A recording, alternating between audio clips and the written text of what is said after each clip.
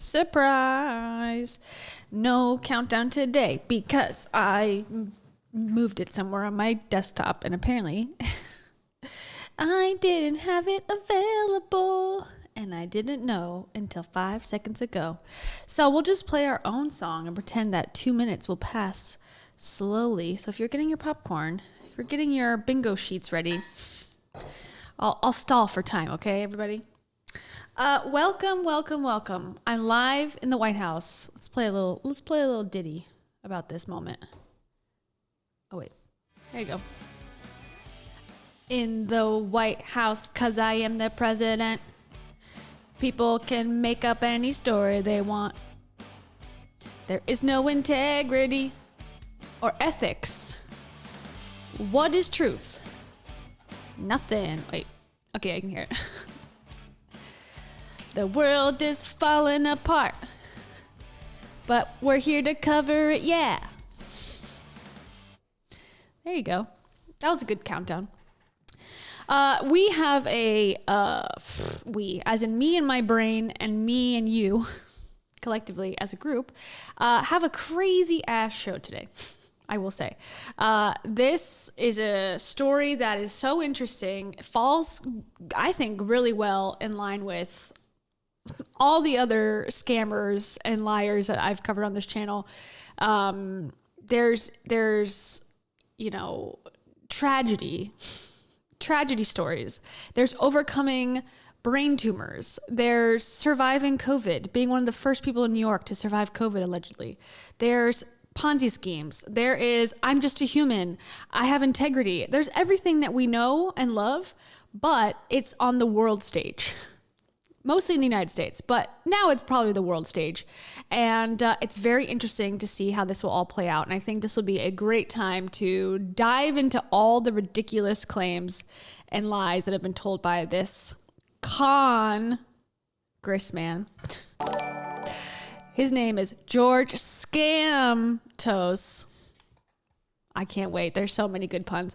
Thank you to Chels Marie. Chels Marie is not a pun. Chels Marie is a real name, everybody. Chels Marie says, what is truth? Good question. I don't know. I actually asked that of my therapist. I'm like, or I didn't ask her the question, but I said, sometimes I'm searching for absolute truth, and I don't think that exists. And she said, that's right. And then I paid and left, and I felt really good about myself. I'm just kidding. We did have that conversation about absolute truth and how there's no such thing. But there is something called basic truth, and this guy, George SCAM-tos, aka Anthony DeVolder, which is his other name, does not adhere to. So for that, Chels Marie, I say, Grandma has lung cancer. That's my new soundbite, courtesy of Anthony William, another scammer named Anthony, a medical medium. Grandma has lung cancer. Let's do one more. This is fun. This is my new, I just uploaded a couple new ones. I love selling stuff online. That's from our friend Jay Shetty. He loves selling stuff online. Those are both for Chels Marie. Okay, so where to even begin? First things first, if you are a member, if you're not, just kidding, no pressure. But if you are a member, I posted in both the Reddit and the in the little YouTube area, because I have created this bingo. Now this is nothing exciting. However, I think it'll be fun. So let me move the heck out of the way. Actually, I can move my whole table. Okay.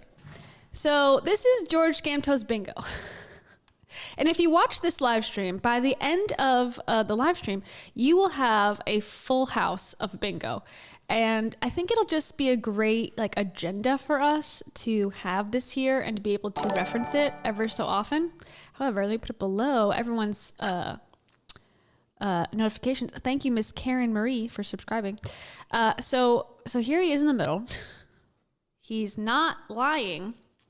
Right in the middle. And yeah, we'll see who calls bingo first. We'll go through all of the possible things that we're going to hear about today. Holocaust, that's going to be on there. There's also trigger warning bingo. If you can't handle these topics, FYI, there's a lot of serious and weird and triggering topics. There is Eviction. There is being on Hannah Montana. There is a fake nonprofit for animals, also an animal dying, possibly because of Anthony/George Santos. There's Ponzi schemes, there's surgery, there's tumors, there's, like I said, COVID. There's everything you could possibly want in a political story and a scammer story and more. And we have receipts, and we have lots of investigations, and we have lots of video of him talking. So it's going to be fun. It's going to be super fun. We're going to have a good old time, and our friend of the show is going to make sure that we learn nothing during our time here. Anyways, okay. So if you want to play along, and if you're a member, you can play along, and it's just a PNG, or I guess like a JPEG. It's PNG on my end, but I don't know how it uploads and goes through. But if you want to, I don't know how the best way to do this. There's many questions about how to play bingo the best, but it is there as for your enjoyment. Okay, so should we start? Let's just start, like, who is this guy? Let's go to his website. Let him tell us in his own words who he is, and then we'll start to read the truth about who he is, because there are a little bit of discrepancies between the truth and the lies, if you can believe it. We don't even know if his real name is George. Let's start there. George is also named Anthony. Okay, I just want to go to his website. Okay, so his website, even though his name is Anthony, his name is also George, and this is his website for Congress. So george4ny.com looks pretty legit. Looks like every other political website I've ever seen in my whole life. And he is 34 years old, by the way. So he is 3 years older than I am, which puts it in perspective. Okay, about George. Let's meet him. Who is he? Let's just see a picture first, too. So we have the same glasses. Okay, I am George Santos. Okay. We'll see how many sentences we get into before there's the first lie. So here he is, 34 years old. He won this district, it was not supposed to happen this way, but a few different factors led to his winning. He tried to win the same seat in 2020 and failed, and the guy he was running against had won, obviously, but he did not seek re-election because he wanted that guy he ran against went for governor, which he failed at, so it opened this seat for him to have this win, is one of the factors. Okay, here we go. George Santos is a first-generation American born in Queens, New York. I don't know if that's true. He did live in Queens at some point. And this is important. This whole thing is important because his political views are very confusing. He's running as a Republican. He's the first openly gay man who is a Republican who was not reelected or something. There's some sort of special caveat to his claim to this. But basically, he's, obviously a very rare specimen in the Republican Party at the congressional level. So he is the first openly gay Latino man who has won a seat like this. So, it became like he was sort of a wild card, and him winning was a big deal. And his whole thing, it's surprising because usually that is a Democratic ticket, someone who's like into LGBTQ rights and, what, I'm making a lot of such assumptions here, but that's the general consensus. I think we can all agree. Anyways, so his whole thing is like, I came to America legally and not illegally, and the border wall needs to be put up because illegal immigrants are the problem, and people like me, who are the true American success story, are proof that if you just do things by the book, the American dream is alive and well, and look at how successful I became, look at how successful my parents became because they followed the rules and they didn't lie. Okay. They didn't sneak in. That is all bullshit. So his whole campaign, his whole premise, his whole philosophy on politics is completely flawed. So that's why it's another layer of interesting. He is a liar, that's obvious, but his whole entire thought process, mindset when it comes to why you should vote for him and what he represents as a person and a candidate is not even true. Okay. Anyways, that was my little monologue. George Santos is the son of immigrants who grew up in a basement apartment in Jackson Heights, Queens. That could be true. Both his mother and father legally immigrated to the United States in search of the American dream, where they began their family on the foundations of life, liberty, and the pursuit of happiness. George's drive, commitment, and determination were inspired by the legacy set and left by his mother. So his mother did die in 2016, and that's an important part of the story, so keep that top of mind. She gave up everything to provide for George and her family. She delivered the American dream to George, a debt that he wants to repay to the rest of his neighbors and constituents. George's mother was, okay, here's lie number, his name is not lie number 1. Lie number 2, but one of the more incendiary lies. Okay, this involves 9/11. George's mother was in her office in the South Tower on September 11th, 2001, when the horrific events of that day unfolded. She survived the tragic events on September 11th, but she passed away a few years later when she lost her battle to cancer. Okay, so it's not explicitly connecting the dots there, but it's almost implicit that she survived the 9/11 attacks on the day of, but as many people, because they were, inhaling those fumes, I think it's sort of okay to say there's a little bit of a line there that would make it seem like she passed away because of the 9/11 fumes. She actually passed away, it says a few years later. She passed away like 16 years later, actually 15 years later in 2016. So I don't think that's fair to say a few years. And she wasn't even in the country at the time of 9/11. She was actually in Brazil. So why he would continue to have this on his website, I don't know. This is just stupid. So, okay, that's a pretty big one. And he also, in another, I don't know if I pulled the clip, but in another interview, he said his dad was also in New York at the time of the 9/11 attacks, so therefore sort of survived as well. But that was also apparently not true. Okay, so that's number 1. And now her obituary has been pulled down because some articles have linked to it, and now it's like not seen, can't be found. So it's interesting because I guess in the reports, they were saying that there was no mention of her being a 9/11 survivor.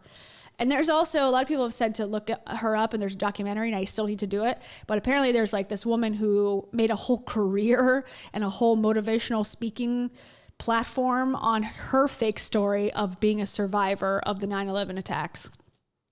So there seems to, tragedy and these types of things seem to bring out some scammers out of the woodwork. It seems to get people going and excited about making up lies, being the victim.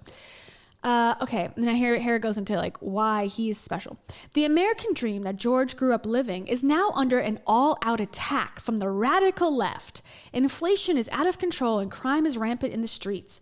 Okay, keep that in mind too. Crime is rampant in the streets, okay? This is another important thing that's relevant to his life. New York City and Long Island used to be the gold standard for quality of life in America. Now, New Yorkers have watched their communities suffer due to the failed policies pushed by extreme Democrat rule in Washington and Albany. Okay, also, he represents District 3 in New York, so it's a little bit of Queens and a lot of Long Island. As the son of immigrants, George understands the strength that comes with New York's District 3's diversity. As the first openly gay Republican elected to Congress, he knows how important it is for every community to have a voice. He will be a voice for every community in the district. Okay, he is the first openly gay man. However, would you be surprised to find out that he, in fact, was married to a woman at one point of his life for several years? Was that because he was straight and then became gay? Perhaps. Or was it because that is how he handled his immigration into the United States? We may never know. Well, actually, we probably will know because this guy's probably going to go to prison or at least jail at some point. In my guess. As a member of the congressional class whose victories took the gavel from Nancy Pelosi, George is determined to deliver real results for his constituents. For far too long, politicians have been elected only to let down their constituents, including you, by a huge margin. By caving to political pressures, George is committed to standing strong and fighting every single day to improve the quality of life for everyone in New York's 3rd Congressional District. And there he is, holding hands and also not holding hands with women. Interesting. Okay, if you want to buy some merch, you can buy his little stickers and a membership and a red hat, of course, that says George Santos, and a "Where's Kamala" bumper sticker, because you gotta stick it to those libs, those liberals crying snowflakes. You need to have your bumper stickers in order to continue to do that. Okay, there you go. That's George Santos. It's been it's been changed a little bit. He actually, here, this is a Wayback Machine, as you can see in the top. This is Internet Archives. This is from June of 2020, since he ran twice. Here's a little bit. So that's what I just read you before was like what's on there now. Now he's updated the website a little bit to reflect some truth. Now, why he left the 9/11 thing, I'm not sure. But he goes into a little bit more detail here. Okay, so let me just read it. My story is the story of New York. I'm a first-generation American whose parents immigrated from Brazil, seeking the American dream, opportunities to work hard, play by the rules, and achieve success. Unfortunately, the opportunities once available to my parents are becoming harder to achieve for my generation and our country. Okay, then he's going to talk about the radical left, same thing. Okay. He said, I was born in Jackson Heights, Queens, to immigrant parents. He grew up in a tight-knit Queens family. His mother, Fatima de Volder, was born in Brazil to Belgian immigrants that fled the devastation of World War II Europe. His father, Junior Santos, also grew up in Brazil. Each immigrated to the United States as young adults, where they met, married, and started a family. So, okay, having grown up in a variety of North Queens neighborhoods, George Anthony went to elementary school at PS 122 in Astoria, then attended 125 in Sunnyside. He began preparatory school, but did not graduate. Okay, so that's a lie too. He claims that he went to this really hotsy-totsy prep school that costs like $60,000 a year to attend in the Bronx, but he says that he had to quit because he couldn't afford it, which seems like shocking that you would even be able to afford it in the first place at all. If his family was, his whole story is that he's like a son of immigrants and he had nothing. He had no money. He was so poor. He'll tell this story many, many times. We'll see in videos today. But there's no record of him ever attending this prep school. So that was just a little embellishment. So he didn't graduate. He obtained a GED during his senior year. So that is true. He then went on to attend Baruch College to study for an economics and finance degree. That is absolutely not true. He did not go to Baruch College. He did not actually go to any college, according to his records. So he has a GED. So he's actually the first openly gay congressman with probably no college education, perhaps, or one of the few. Okay, after graduating, George Anthony began working at Citigroup. This is also a lie. As an associate, and quickly advanced to become an associate asset manager in the real asset division of the firm. That is a lie. Soon after, he was offered a position at growing Turkish-based tech hospitality firm Met Global, where he led business development efforts growing the U.S. presence of the firm. I don't know about that one. George Anthony was then offered an exciting opportunity with Goldman Sachs. This is a lie. But what he thought would be the pinnacle of his career was not as fulfilling as he had anticipated. George joined Linkbridge Investors, where he quickly advanced to become one of the youngest vice presidents in the industry. George has been given multiple awards and recognitions for his achievements in the capital markets. the capital markets. George currently works at his family's firm, DeVolder Organizations, as a managing member, where he oversees the asset allocation of the $80 million. I don't know what that is, but more than $80 million he's claiming he has in his family fund. Now, again, he claimed 2 seconds ago that his family are these, low-level immigrants that have come here to start this American dream. Now, all of a sudden, there are financial asset managers of millions and millions and millions of dollars. All this is bullshit, according to the New York Times. Okay, here we keep going to the lies. George Anthony was instilled with a passion for philanthropy from an early age. His mother, who passed away in 2016, believed strongly in sharing with people less fortunate and never forgot the basic principles of why her family fled from Europe to Brazil. Now, he claims it's from the Holocaust because he is of a Jewish heritage.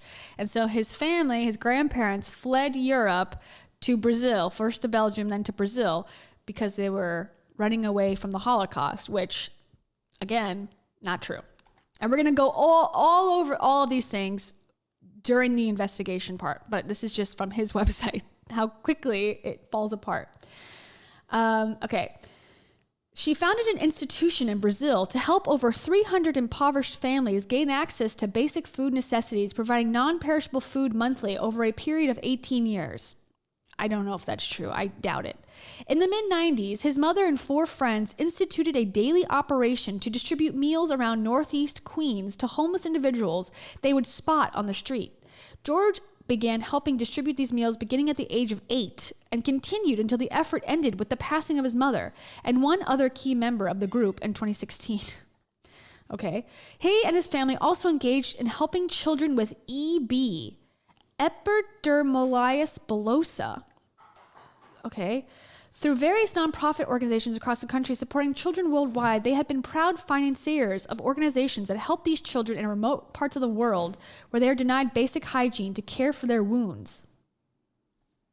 I don't know about that, if that's true or not. Very specific illness. He also, now this is another one, and this is a big part too, claims that he created this animal nonprofit, which is also bullshit.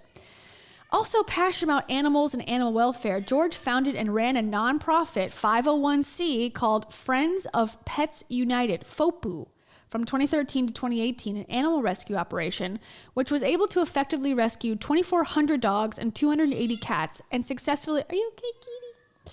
And successfully conducted the TNR, trap, neuter, and release of over 3,000 cats. Now, in reality, he set up some GoFundMes, allegedly, and stole the money from people who had donated and never gave it to any of the families. And this is the final lie, and then we'll get into it. In his spare time, George Anthony enjoys volleyball and tennis and has entered numerous amateur tournaments across the tri-state area. He is an avid reader and enjoys books ranging from science fiction to autobiographies. Wow, what a range. Okay, so like I said, he then changed this and updated it to the more condensed version of what I read first. So that is a lot of his lies, right on his website, are pretty clearly stated. So let's begin with the overview. How about that? We'll go to the New York Times. The New York Times is the one that really cracked this case and continues to do so. Okay, so this goes over a lot of it. And then look at what fucking ad I'm getting. Growth Day. Thanks, everybody. I'm getting Growth Day ads because that is Brendan Bouchard's, his life coaching app that he and Dave Hollis is a coach on. So because I was on that mastermind show last week, now I get these ads forever. Thank you, Mai says, President Taro wants you to get out of her office. I know, President Taro, come here. Come on, we gotta vote. She's staring at me, so maybe she was getting picked up by her father, by her adopted father, Stephen. She doesn't like getting picked up, as we've learned through the years. She doesn't hate it, but she's loud when she gets picked up and she's like, but then you put her down and she's fine. So I'll bring out the good vibes that she comes onto the show today. This is for you. My mouth is so bored. That is Micah Stauffer for you. And this is Jenna Kern-Lima. My eyebrow stays on. Oh, that's for you, Mike. Thank you very much. Okay. Who is Representative-elect George Santos? His resume may be largely fiction. Mr. Santos, a Republican from New York, says he's the embodiment of the American dream, but he seems to have misrepresented a number of his career highlights. Okay, this is why this reminds me so much of all the conversations we've had, and I don't even know if it's a conversation. All of the one-way conversations I've had with myself and the camera that you've listened to. Basically about how these influencers, specifically in the self-help personal development space, present their story as a rags to riches story, as this amazing feat that anyone can do. Speaking of Jamie Kern-Lima, the It Cosmetics founder, who's now worth like $1 billion from her company. The way that her story is portrayed is that she was working at Denny's, she had a skin problem, she miraculously created this skincare line of makeup, and now she's a billionaire, right? It's never that simple. There's always different, things that made the difference. Usually it's a capital infusion from a family member or an investor or somewhere where most people don't have access to that. It changes the entire premise of the story. It's not something that could happen to everyone, but that's not compelling. So same thing with this guy. He's going to say and defend himself in a million different ways and say he's human and everyone lies and everyone makes mistakes. Why are you up my ass? And there's so many overlaps between the embellishment to the point where it doesn't, like, you're teaching on a principle, right? These self-help people are teaching people how to get rich, how to be better people on the premise of their own story, right? Rachel Hollis is saying, if you just, tighten your bootstraps and put your head down and work, you can be rich and famous like me. Meanwhile, she has a Disney executive husband who's footing the bill for her entire, trial and error of her career. Same thing with this guy. He's like, I'm a millionaire because I worked hard and I did the American dream and I immigrated legally. Meanwhile, he's scamming people all over the country and internationally as well. Okay, so here we go. The premise doesn't even hold up for the person teaching it or the person running. That's what I mean to say. Okay, here we go. Now this is from December 19th. So this is like the beginning. Oh yes. Good point, Susan. This is also a story about how small journalism, local journalism is so shitty right now because of the economy. The last 20 years, the lack of ability for local newspapers to survive. I mean, this type of story in the 90s or the 80s would have been already handled. It would have been covered by local reporters in Long Island. They just don't exist anymore. So the fact that these things go through the cracks until they become this sensationalized story is a reflection on the news industry at large. And it sucks. This is what's going to continue to happen until we have no democracy left. So look forward to that. But I agree, Susan. And I know Darby DeFord she's going to have a message come through in a second. Darby, thank you very much. There it comes.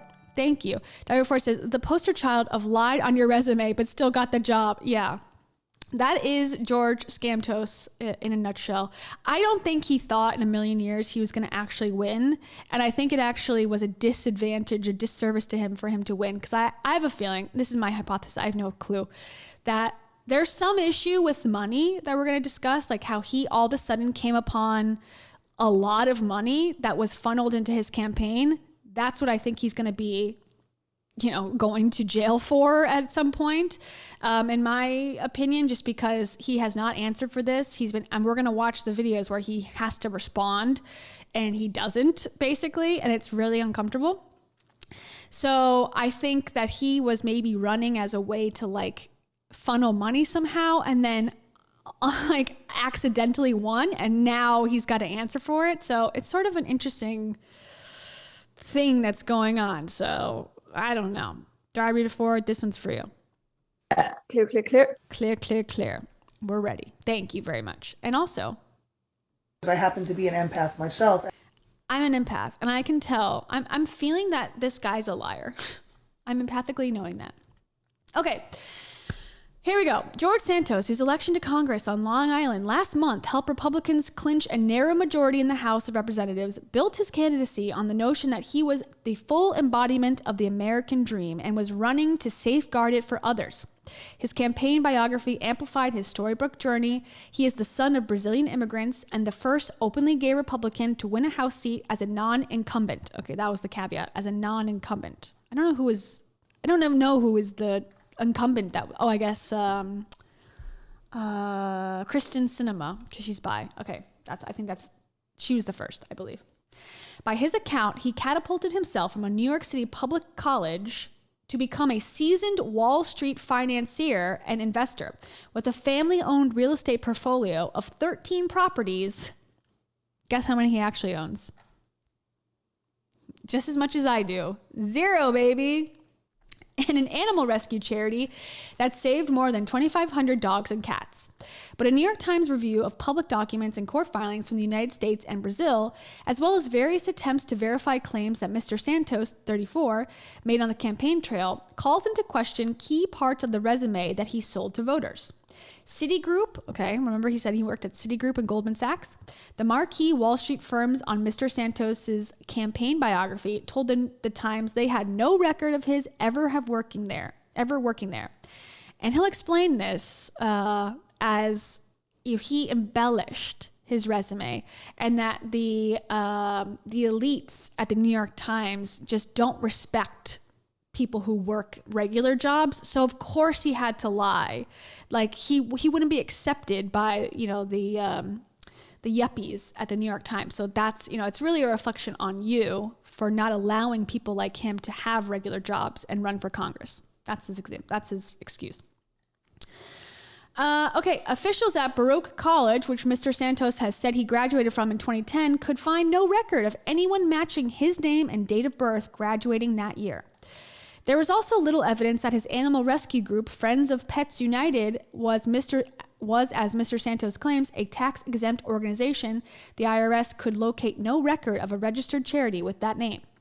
Also, Bethany Frankel, she also has some sketchiness going on with her nonprofit, but in reality, it's not her nonprofit. She just funnels people to actually give money to this other nonprofit, but she's very loose with the terminology that it's her initiative, it's her thing, it's called Be Strong, but it's actually this other guy from Miami's nonprofit called Global Empowerment Movement or Mission. But she's never claimed that she, owns a 501c, which is like the legal name for a nonprofit. But he on his website specifically said it was a 501c. So you're blatantly lying. You're not even just trying to skirt around, some ethical, verbiage. He's literally saying a lie. Okay, here's the financial part. His financial disclosure forms suggest a life of some wealth. He lent his campaign more than $700,000 during the midterm election, has donated thousands of dollars to other candidates in the last 2 years, and reported a $750,000 salary and over $1 million in dividends from his company, the DeVolder Organization. Now, this is what I think he's going to go to jail for. Because the year before that, he claimed he made $55,000 as the vice president of that website, or that Link Wealth or whatever. And I'll show you their website. It looks so sketchy. He's claiming that there's millions and millions of dollars going through that. Look at this website. This is something that I feel I could feel confident in creating in one day. Link Bridge Investors. This looks like, and this is, who did this? There's no social media. There's an email. There's all this random stuff. You can't click on this. Testimonials are just written down. That's all the information. And this is supposed to be a rich someone's rich, supposed to trust this. And Anthony DeVolder, George Santos is supposed to be the head guy of this company. Give me a break. Anyways, so let's continue. Let's go. Okay.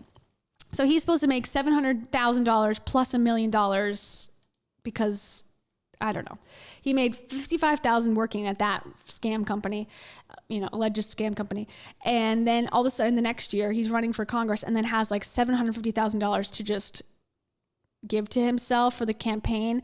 The allegation is that somebody has given him this money, which is now he's become a puppet of sorts because he doesn't have access to money. Someone is funding his campaign, but he did not list that when he ran. And you have to say where you're getting your money from legally when you run for office.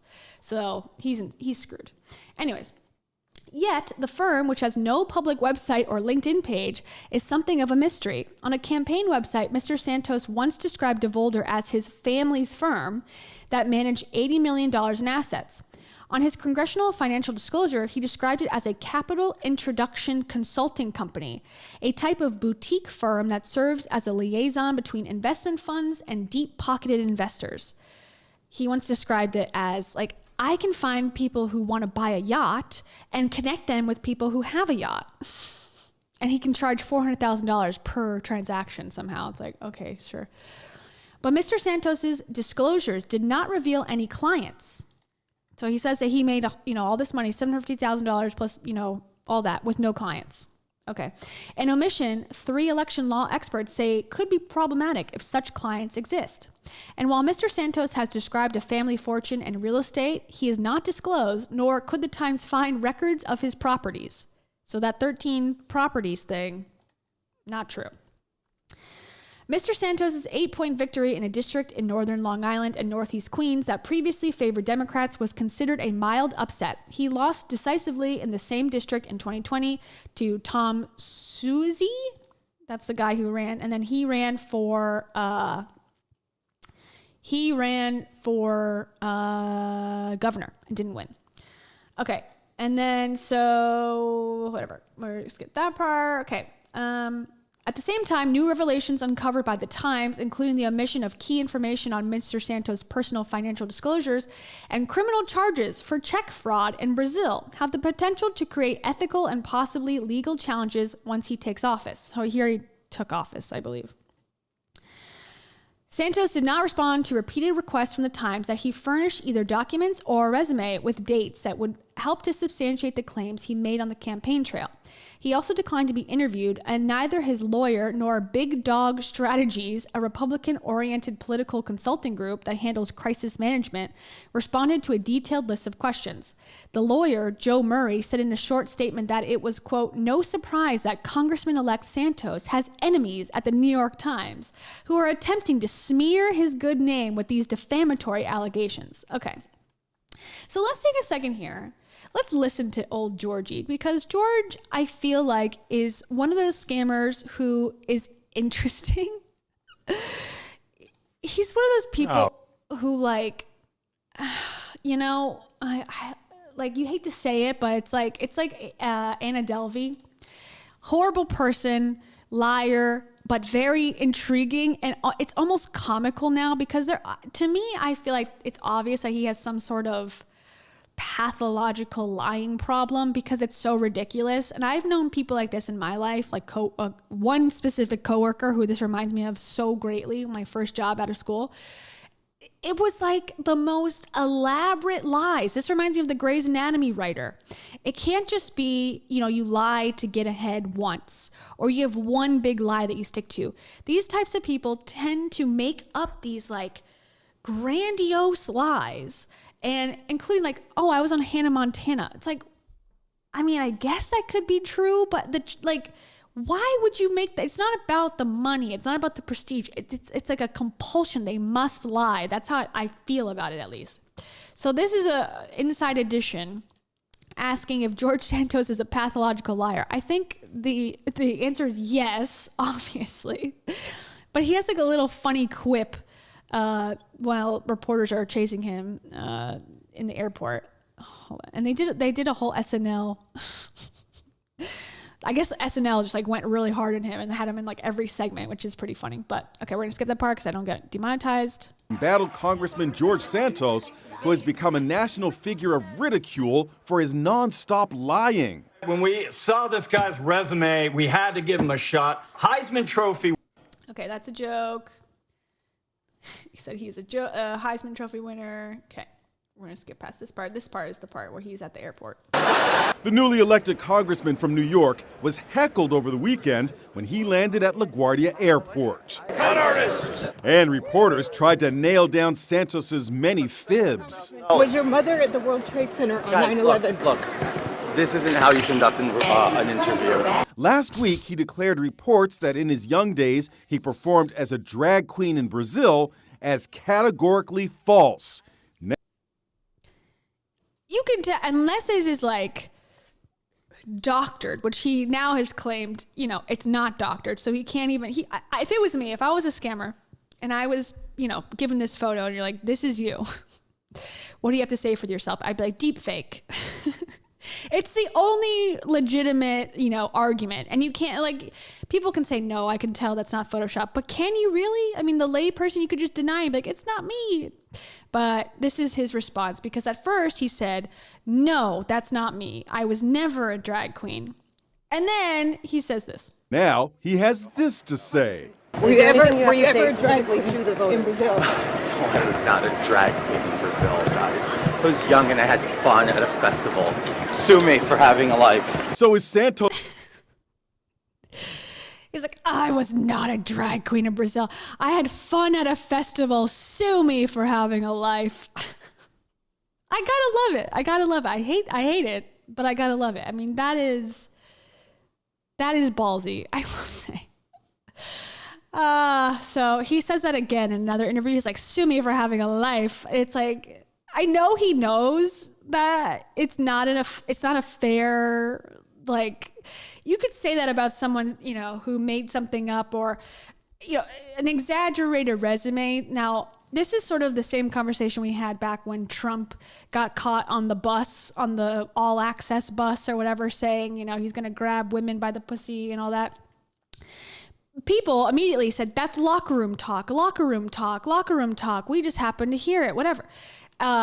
And the whole thing about that, you know, it's like, okay, so is those comments by Trump, or was that acceptable locker room talk? That's how the narrative played out. This is, oh, he embellished his resume. And they try to equate those two. It's like, this guy has many more. It's not like he said, oh, I worked at Citigroup from 2012 to 2020. And in reality, he worked there to 2018. That's embellishment. This is like, he did not even step in the door there. He was actually, you know, fighting a fraud case in Brazil at the time. Like, that's totally different. So it's funny that he would even think that this would fly in any way, but he's bold, I will say. A pathological liar? We asked clinical psychologist Dr. Thea Gallagher. It could be thought of as more like an addictive behavior, or one to cover up maybe some insecurities, or maybe part of a larger personality disorder diagnosis. Meanwhile, the mockery goes. So, very great insight from a psychiatrist or a psychologist about if he's a pathological liar. He could be, or he might not. All right, great. Okay, so that's him. He's a little like spicy, or a little, what do you call it? What's the word where you're sort of like, not petty, because he definitely needs to be defending himself here. But okay, here's another one where he's being sort of like sassy, I guess is the word. He's a sassy congressman. Sass. He's a congressman. Okay, sorry, that didn't really work. Okay, so he's been hounded. The reporters are like outside of his office all day now because they want to, you know, every single day there's like new stuff that has come out. So this is him today, and he put on his Twitter account, he's like, I have a surprise for journalists tomorrow, and you know, whatever. I have a surprise for them. This is his big surprise. He has been everywhere. He's like his bodyguard, I guess. George Santos, his bodyguard, and you gotta feel for him, man. I mean, he's choosing to do this, so that's on you. But He's like in every piece of footage that has come out since he's been under these accusations. When George Santos goes to jail, looking back at this footage, and I'm saying this as like a layman citizen, I have no inside information, obviously, but just in case, you know, a lawsuit ensues. It'll be so funny to look back at this footage and like, remember when they were actually like in the office, they like let him in there and they were giving him coffee and stuff, like those shenanigans were going on, and then he'll be like locked up and going off the rails. Okay, so let's talk about, we haven't even gotten to like the big stuff. We've gone to a little bit. So his names are George Santos, Anthony DeVolder, George DeVolder, and Anthony D. Santos. Okay. The resumes, we're getting there. Sue me for having a life, we talked about. Okay. Let's look at this Fox interview. Now I'm jumping ahead a little bit, but I just think hearing him, it helps because you can hear me talk about him and it's, you know, helpful. But hearing him defend himself, and then when you read the allegations of what he's actually accused of doing, I think it's going to hit harder. Now, this is on Fox News. You would think, and he had an interview with Matt Gaetz, who is a fellow congressman. And Matt Gaetz like basically softballed questions at him and said, oh, you embellished your resume. Who cares? No big deal. Everyone embellishes. Joe Biden lied a million times. Like, you know, he should be whatever. And they, you know, they flip it and they change the subject. Okay, fine. But I think he was expecting the same treatment from, what's her name? Tulsi here. She was filling in for Tucker Carlson, or she's a contributor in Tucker Carlson. I don't know the inner workings of Fox News. I'm not a fan, for the record. But she did not let him off the hook, and it is very good to see. And I like it. I appreciate it. And it's coming through as we speak. Kate, thank you, Kate. Kate says, I'm always late, but I brought Colleen with me. Well, if you brought Colleen with you, then we will allow it. There's Colleen. Right? No. We won't allow it? Why? There's a first for everything. Okay, fair enough. Will we learn anything from this interview? They're going to be dropping some really powerful, amazing, life-changing shiz. We will be hearing life-changing shiz on this interview.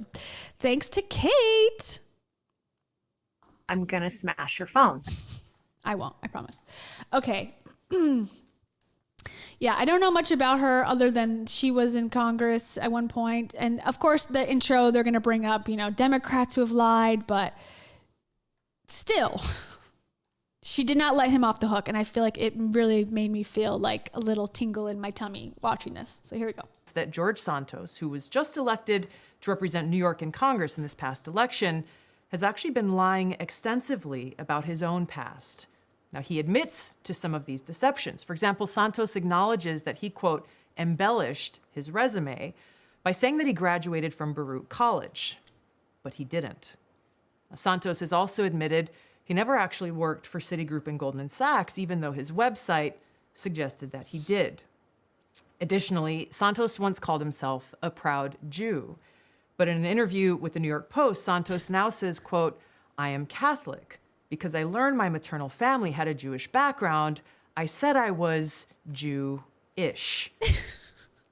There are other accusations, but now we have the opportunity to hear directly from George Santos himself. This is his very first TV interview since these accusations surfaced. George Santos joins us now. Congressman-elect Santos, thank you for joining us today. First question I really want to ask you, now that all of this has been revealed, is what I want to know if he denies lip fillers. Because I feel like he would say he's all natural, baby, but I don't think he is. Okay, so sorry, not to bury the lead here. Okay, so what do you have to say to people who say you're a big fat liar? That all of this has been revealed is, what does the word integrity mean to you? Let's ask Dave Hollis this question as well. What does the word integrity mean to you? Because I don't think you know what it means when you use it. Okay, here we go. Well, Tulsi, thank you for having me. You know, to answer your question, integrity is very important. And like I said to the New York Post, embellishing what does it mean, was a though? mistake. What does it mean? Because the meaning of the word actually matters in practice. Of course, it means to carry yourself in an honorable way. And I made a mistake. And I think humans are flawed, and we all make mistakes, Tulsi. Okay, guys, he's human. He has human in his bio. We didn't check his bio if he was human, like Dave. Humans? Okay, we can all go home. We didn't know he was a human, so, we must give them grace for not acting in integrity, even though that's the whole thing that they're premised on and how they feel better than us, that they have integrity and we don't because they work out every day or whatever the fuck. Yeah, so I thought that was funny. He goes immediately to the human card. Humans? Very self-help of him. I think we can all look at ourselves in the mirror and admit that once in our life we made a mistake. I'm having to admit this in national television for the whole country to see, and I have the courage to do so because I believe that in order to move past this and move forward... He was built through courage. Wow, him and Dave have a lot in common. Wow. They truly have it all. They truly have it all. Okay. And be an effective member of Congress, I have to face my mistakes, and I'm facing them. The reality is that I remain committed to doing everything I set forward in my campaign. I'm not a fraud. I'm not a fake. I didn't materialize from thin air. I worked damn hard to get where I got my entire life. Life wasn't easy. It didn't start off easy. As I've said it many, many times, I come from abject poverty. I made some mistakes, and I own up to them. Not really. He did come from poverty. He did work really hard to get where he is, and it is an incredible story. However, it is filled with deception, scams, lies, fraud. And as most of these fucking stories do, if you play by the rules, you probably will not get ahead the way that these people want to get ahead. Like if you just want to live a normal life, like an average life, you can probably do that without, ruining your integrity. If you want to be at the top of the mountain, if you want to be relatable like most people or unrelatable, I want to be relatable. You have to scam at some point, I think, honestly, or lie or embellish or whatever. It's almost impossible to do all these things unless you have a ton of support, a ton of help. And if you're one of those people like I think he is, where he came from nothing, it's almost like the Tinder swindler guy. He came from a poor family. Those people who actually want to be at the top and are promised like this, fairy tale story, they end up scheming and scamming to get there. I don't agree with it, but I think you have to, if you really are from a poverty background, it's almost impossible to get to, Congress. Now I want to put this past me so I can deliver for the American people.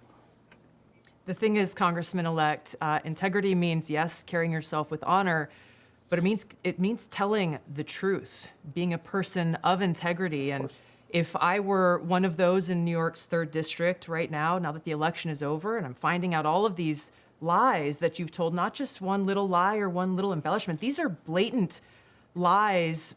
My question is, do you have no shame? We got it. Whatever your political beliefs are, put them aside. Finally, someone with some backbone to ask this dude a question. My God. We'll watch some other ones where they do not have the same level of integrity while interviewing him. So I give credit where credit is due on this one. Do you have no shame in the people who are now you're asking to trust you to go and be their voice for them, their families, and their kids in Washington? Tulsi, I can say the same thing about the Democrats and the party. Look at Joe Biden. Joe Biden's been lying to the American people for 40 years. He's the president of the United States. So the president lies, and he hates Joe Biden, of course. So why should I have to tell the truth? Not fair. Democrats resoundingly support him. Do they have no shame? I've made this very clear. This is not about the Democratic Party, though. This is about your relationship, frankly, with the people who've entrusted you to go and fight for them. And I think one of the questions that really probably hits home to a lot of people is are you Jewish? We've got a letter that your campaign sent out earlier this year, which reads as follows. As a proud American Jew, I've been to... It's sort of funny how that transition happened. Oh, the big question that your constituents wants to know are you Jewish? Because we are confused. Israel numerous times for educational, business, and leisurely trips. You said there in that letter that you are, quote, a proud American Jew. How do you explain that? I said I'm Jewish. My heritage is Jewish. I've always identified as Jewish. I was raised a practicing Catholic. I think I've gone through this. Even I've not being raised a practicing Jew. I've always joked with friends and circles, even in the campaign, I'd say, guys, I'm Jewish. Remember, I was raised Catholic. So, look, I understand everybody wants to nitpick at me.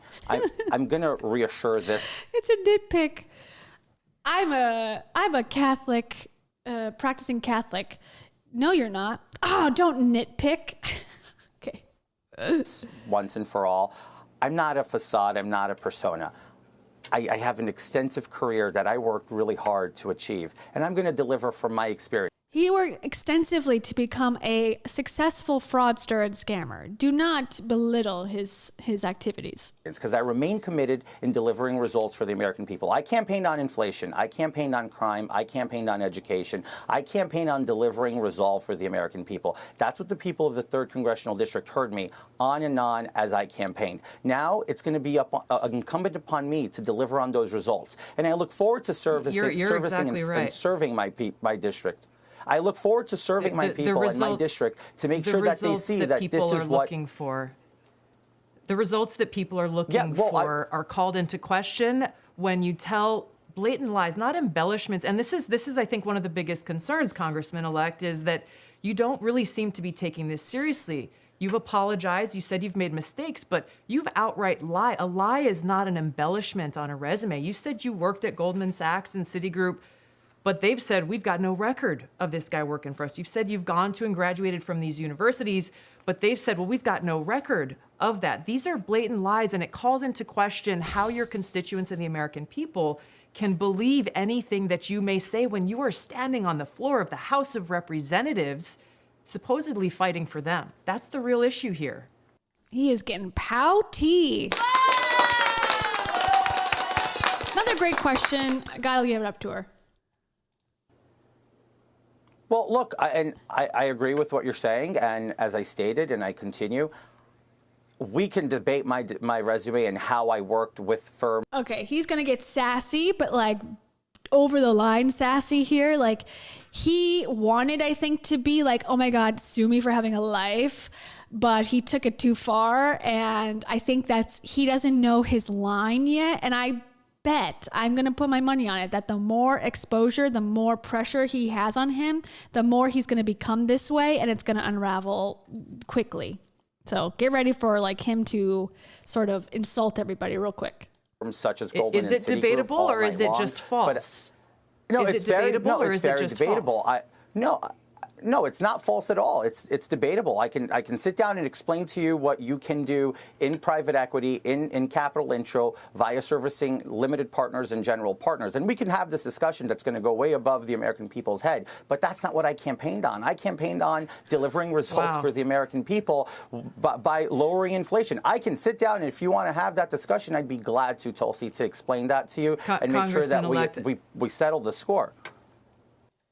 So he's claiming his job at Goldman Sachs and Citigroup is so complicated that the average American, it would go right over our heads. We just don't understand how people buy stuff and sell stuff at the level of millionaires that George Santos is at. So that's his sassy, over-the-line comment that I think it did not go over well. This is not about settling scores, and I think you just kind of highlighted, I think, my concern and the concern that people at home have. You're saying that this discussion will go way above the heads of the American people, basically insulting their intelligence. So not only are you now backtracking on these lies that you've told, but you're saying that you can't explain it in a way that your constituents would actually be able to understand. If you can't explain your job as a politician, like what you did generally, and you can't even say where you worked, yeah, I think that's a concern. Explain it in a way. And If you give me the time, I can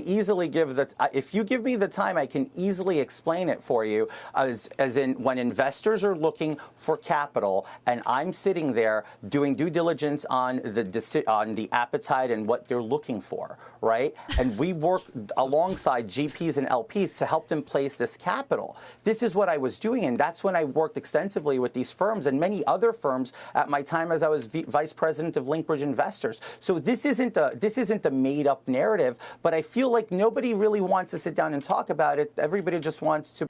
This is a typical scammer thing too, that a lot of the fake illness scammers do as well. They'll always say like, my story is coming. I have a story, and when it's time, I'm going to tell the truth. When I get my 5 minutes of time that no one wants to give me, I'm going to come out with it. It's like, I think your 5 minutes of coming out with the explanation was, last week, and you just like proclaiming like you're going to tell your side of the story when the time is right is just a way to like prolong the inevitable where you're hoping people just forget about it. But unfortunately, this guy's in Congress for 2 years. So I think, like I said, I think he's going to be arrested. He's going to be investigated and arrested.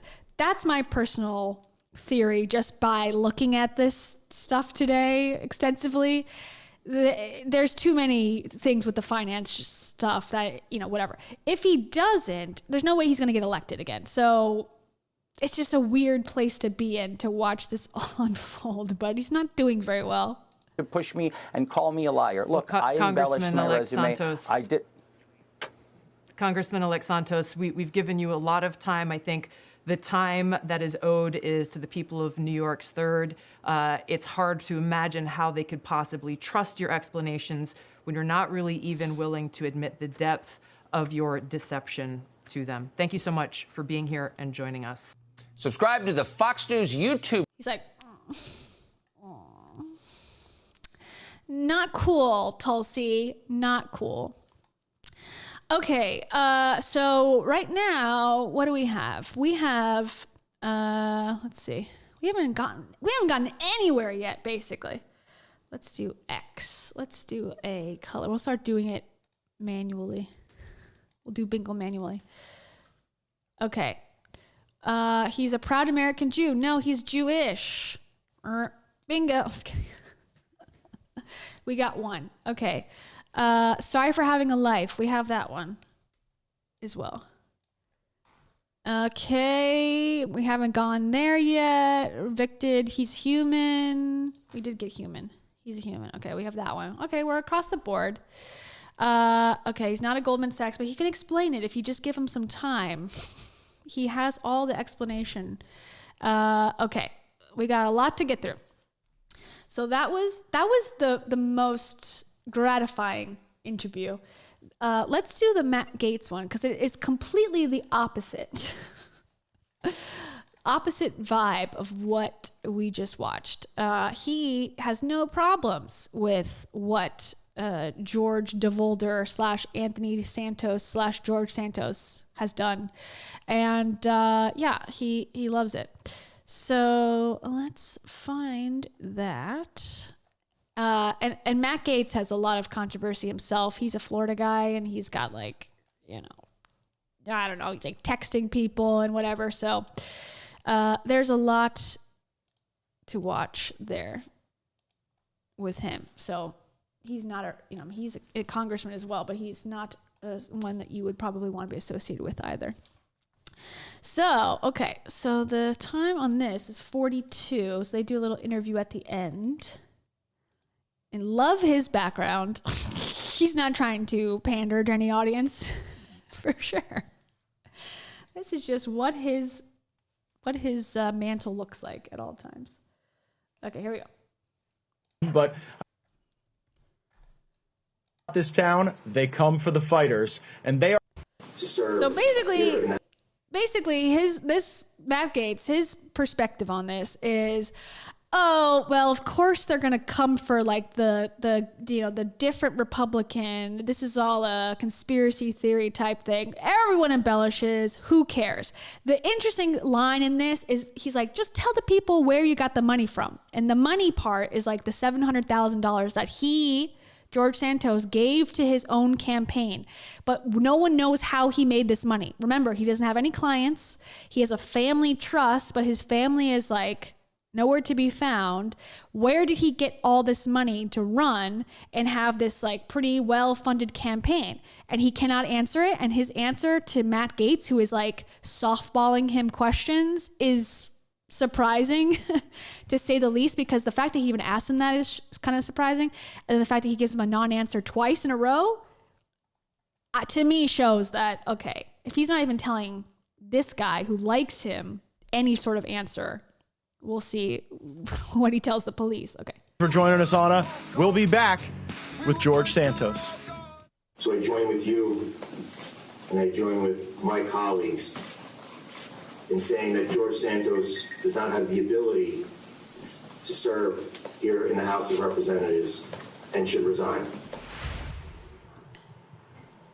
We're back in the war room. I'm Congressman Matt Gaetz. Stephen K. Bannon is on assignment. One thing I know about this town, they come for the fighters, and they are coming for George Santos like nothing I've seen in quite some time. I really think that Matt Gaetz here made a faux pas and thought like, yeah, this is another Trump witch hunt, thing that I can get a bunch of Republicans to get behind, and like, the Democrats are just after us. And I really think he misstepped here. This is a political misstep, in my opinion, that he would get support him so openly, especially when he's on Fox and getting destroyed. It's not looking good for George. I could ask you what it's like to be an embattled congressman, but I kind of know a little bit about that scene. George, you've heard just there, Congressman Diaz. They're always victims. My God. They say, victimhood and snowflakes and all that. It's like, you guys are the biggest victims ever. They're after us. Like, shut up. You've made mistakes. You've made mistakes. Own up to them. Zito, your Republican colleague, calling for you to resign. Nick Langworthy also has your reaction. Matt, it's their prerogative. I came here to serve the people, not politicians and party leaders, and I'm going to do just that. And I've been doing just that throughout this entire first 2 weeks, whether it was voting for the speaker or whether it's been the last week where we've been working on legislation in my office. So, I wish well all of their opinions, but I was elected by 142,000 people. Until those same 142,000 people tell me they don't want me, we'll find out in 2 years. What do those 142,000 people deserve in a representative? They deserve somebody who's going to come here and fight and not get involved with the media nonsense that we're seeing take place, right? Look. Yeah, not get involved with the media nonsense. There has been nonstop stories about this guy coming out like every single day. There's new allegations about his lies and deception. Like, that's the biggest distraction from legislation you could possibly get. So, okay. A lot of people are saying that I am unable to govern, I'm unable to deliver. But in the meantime, my office and my staff, we've been able to jump on co-sponsoring legislation such as term limits, which you spoke about earlier. There's not a lot of people running to jump on this, specifically the ones criticizing me. They want to stay here forever. I don't want to stay here forever. I want to come here, do the best I can with the time I don't think he wanted to come at all, to be honest. I think he wanted to funnel his money somehow, and now he's got screwed and won. Have and deliver for the American people, and that's going to be through fighting crime, inflation, and whatnot. That's what they elected me to do, and that's what I'm going to give them.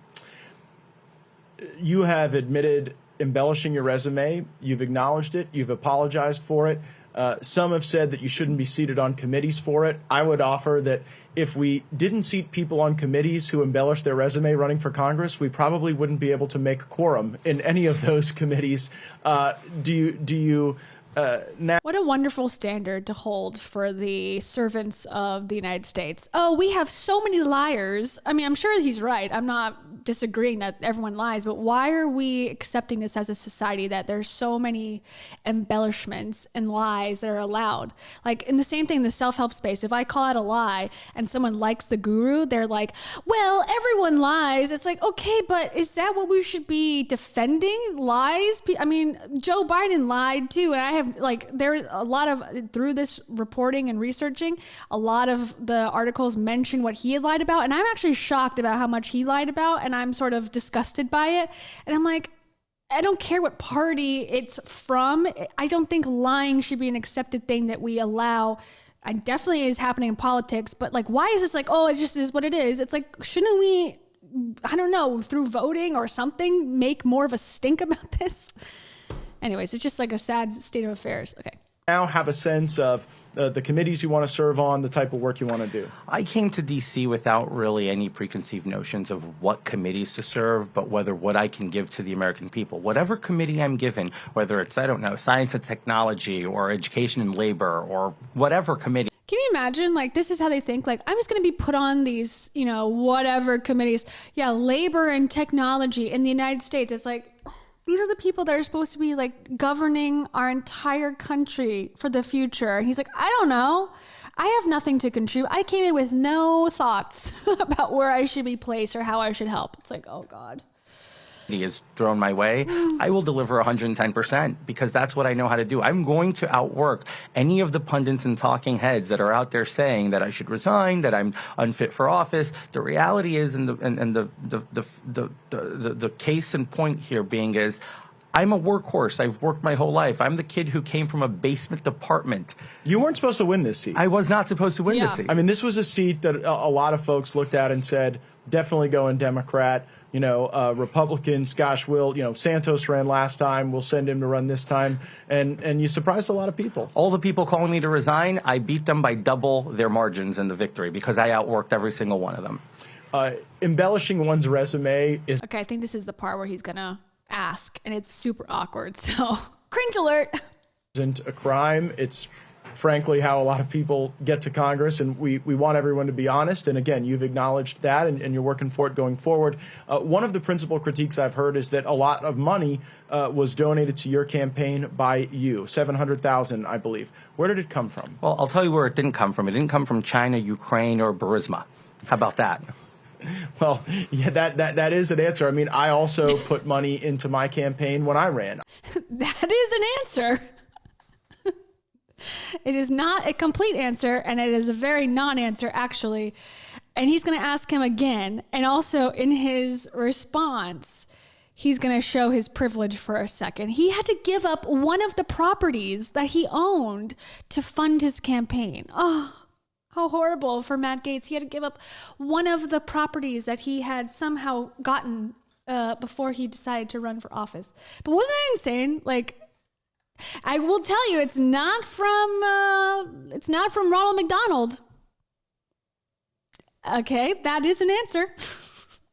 I had to sell some of the property that I had acquired in my life in order to fund something that I really believed in. And, you know, when I was raising money for different charities, I always tried to put my own money in first. And so, you know, when you donated that money to your campaign, is there anything else you can say about the work you did that was the origin of those resources? Look, I've worked my entire life. I've lived an honest life. I've never been accused, sued of anything bad doing. So, you know, it's guys, he has never been accused, sued of wrongdoing, okay? That's convincing. The equity of my hard-working self, and I've invested inside of me. Like I said, didn't come from Burisma. It didn't come from Ukraine, Russia, China, unlike some folks that we all know that get money from those sources. Inside the Beltway. Okay, now, obviously Matt Gaetz is not a reputable journalist. That would, again, you put pressure, again, the second time you did not answer. You've worked where, doing what? Like, I need some more details. That was a pretty clear-cut question. He gave you 2 opportunities and a softball delivery to answer it. And he's like, I worked hard my whole life. Okay, so this is an incredible story. You went from $55,000 in 2020 per year, right, as your annual salary, to a company of $750,000 plus is just your salary, and you're the sole owner, and you also have dividends over $1 million in this company that your family runs, but with no clients. That is incredible. You need to explain that, because we can all replicate it, and you can make a course and be a bazillionaire. You can tell the secrets. And he just doesn't answer. He didn't get it from Ukraine. It's like, this is not an acceptable answer. And this, again, is why I think he's going to jail.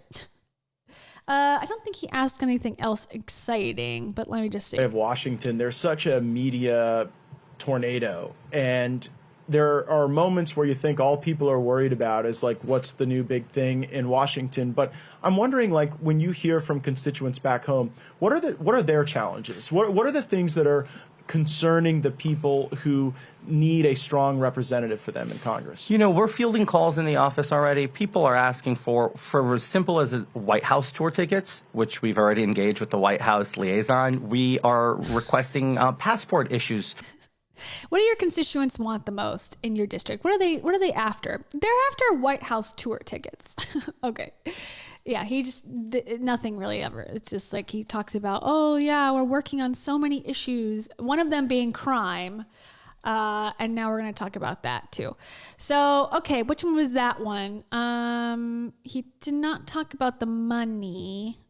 Okay, we're still sort of in the scam of, well, we talked about college already. We're going to talk about volleyball. Let's talk about volleyball. That involves college as well. So we're going to jump around again.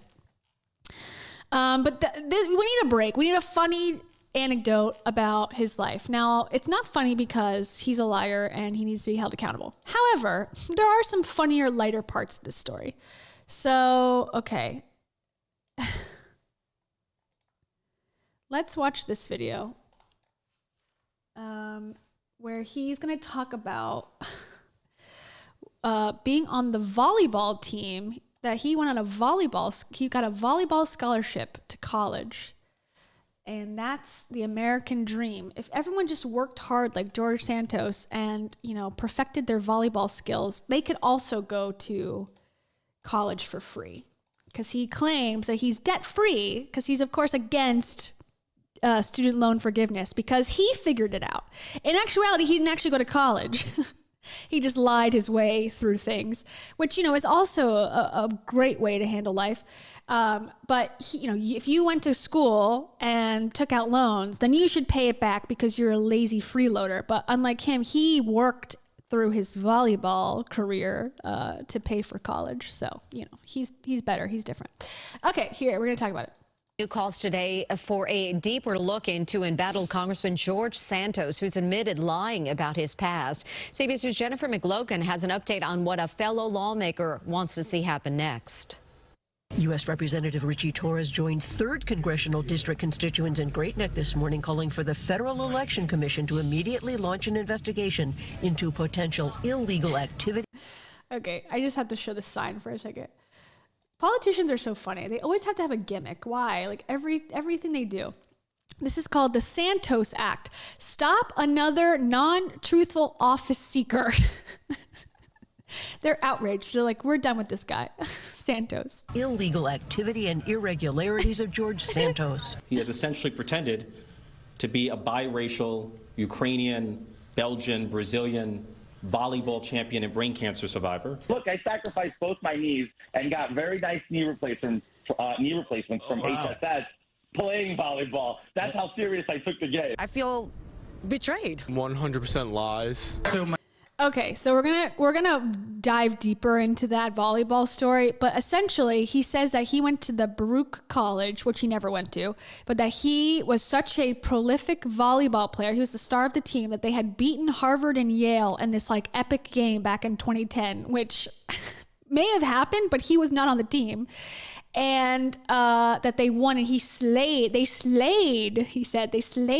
game, so much so that he had to get 2 knee replacements. Okay, that's the beginning of his medical journey. We have a whole, if you're here for the medical scams, you're a chronically rah-rah super fan, we're going to get a little taste of that, because he claims he's a brain tumor survivor and one of the first COVID cases in New York City. So that was just a little taste, but we'll finish watching this. My name is Anthony DeVolder. At a 2019 event held by the conservative Walk Away Foundation, Santos urged members of the LGBTQ community to embrace Donald Trump. You can help educate other trans people from not having to follow the narrative that the media and the Democrats put forward. Grant Lally, the Republican lawyer who runs the GOP-leaning The North Shore Leader, refused to endorse Santos from the start. I met with him in 2020 when he first ran. And right away, again, we thought he was very strange and not, frankly, not a serious candidate. Lally showed us documents from police in Brazil. Santos admitted to stealing and forging checks to purchase expensive clothing and shoes in 2008. Santos attracted the attention of local, state, and federal investigators after disclosing he earned $55,000 in 2021, but loaned his campaign $705,000 in 2022. So where did that money go? Or was it not real? Someone bought George Santos. The question is who bought him. And it's up to Kevin McCarthy and the Republican leadership in Congress to find out immediately. McCarthy says he cares about voter fraud. Well, how about the fraud perpetrated on the 700,000 plus people who live in this district? Our repeated calls to Speaker McCarthy's and Congressman Santos's offices were not returned. On Long Island, Jennifer McLogan, CBS 2 News. Okay, so a few things were raised in that video that we're going to also explore. So one of them being the volleyball, one of them being the brain tumor, one of them being the money, where the money come from, and which one else? That might be it from there. And then also like who bought him, and that was something that I thought was interesting, like where the money went and who possibly gave him the money is going to be interesting. You know, the money didn't come from Ukraine. He didn't say Russia though, did he? Apparently he's got some sort of ties to Russia, which I don't think we're going to get into totally. It sort of gets confusing after a while, like Russia stuff, but it was interesting that he specifically called Ukraine and Burisma, but didn't say, I didn't get it from Russia. Okay, let's talk about, like I said, the, actually, hold on.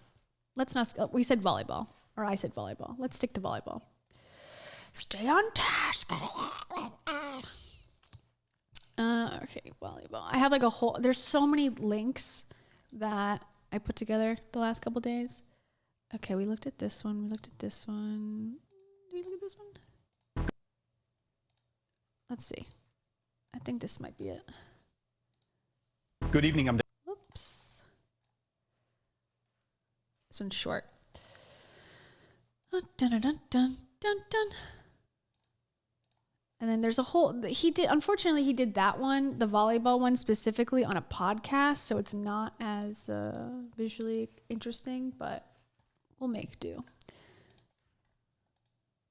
Dick Brennan. And I'm Dana Tyler. A Long Island Republican Party leader says he has proof Congressman George Santos admitted to crimes in Brazil. And that's not the only new revelation about the Republican representative. CBS 2's Jennifer McLogan on the new videos released. Oh, yeah. Okay. The other thing that the other video brought up, and this video obviously is bringing up, is the Brazil fraud charge. Now, just a simple recap of that. Basically, allegedly in Brazil, and I guess he's admitted to these charges at this point, so I guess he's admitted to the crime.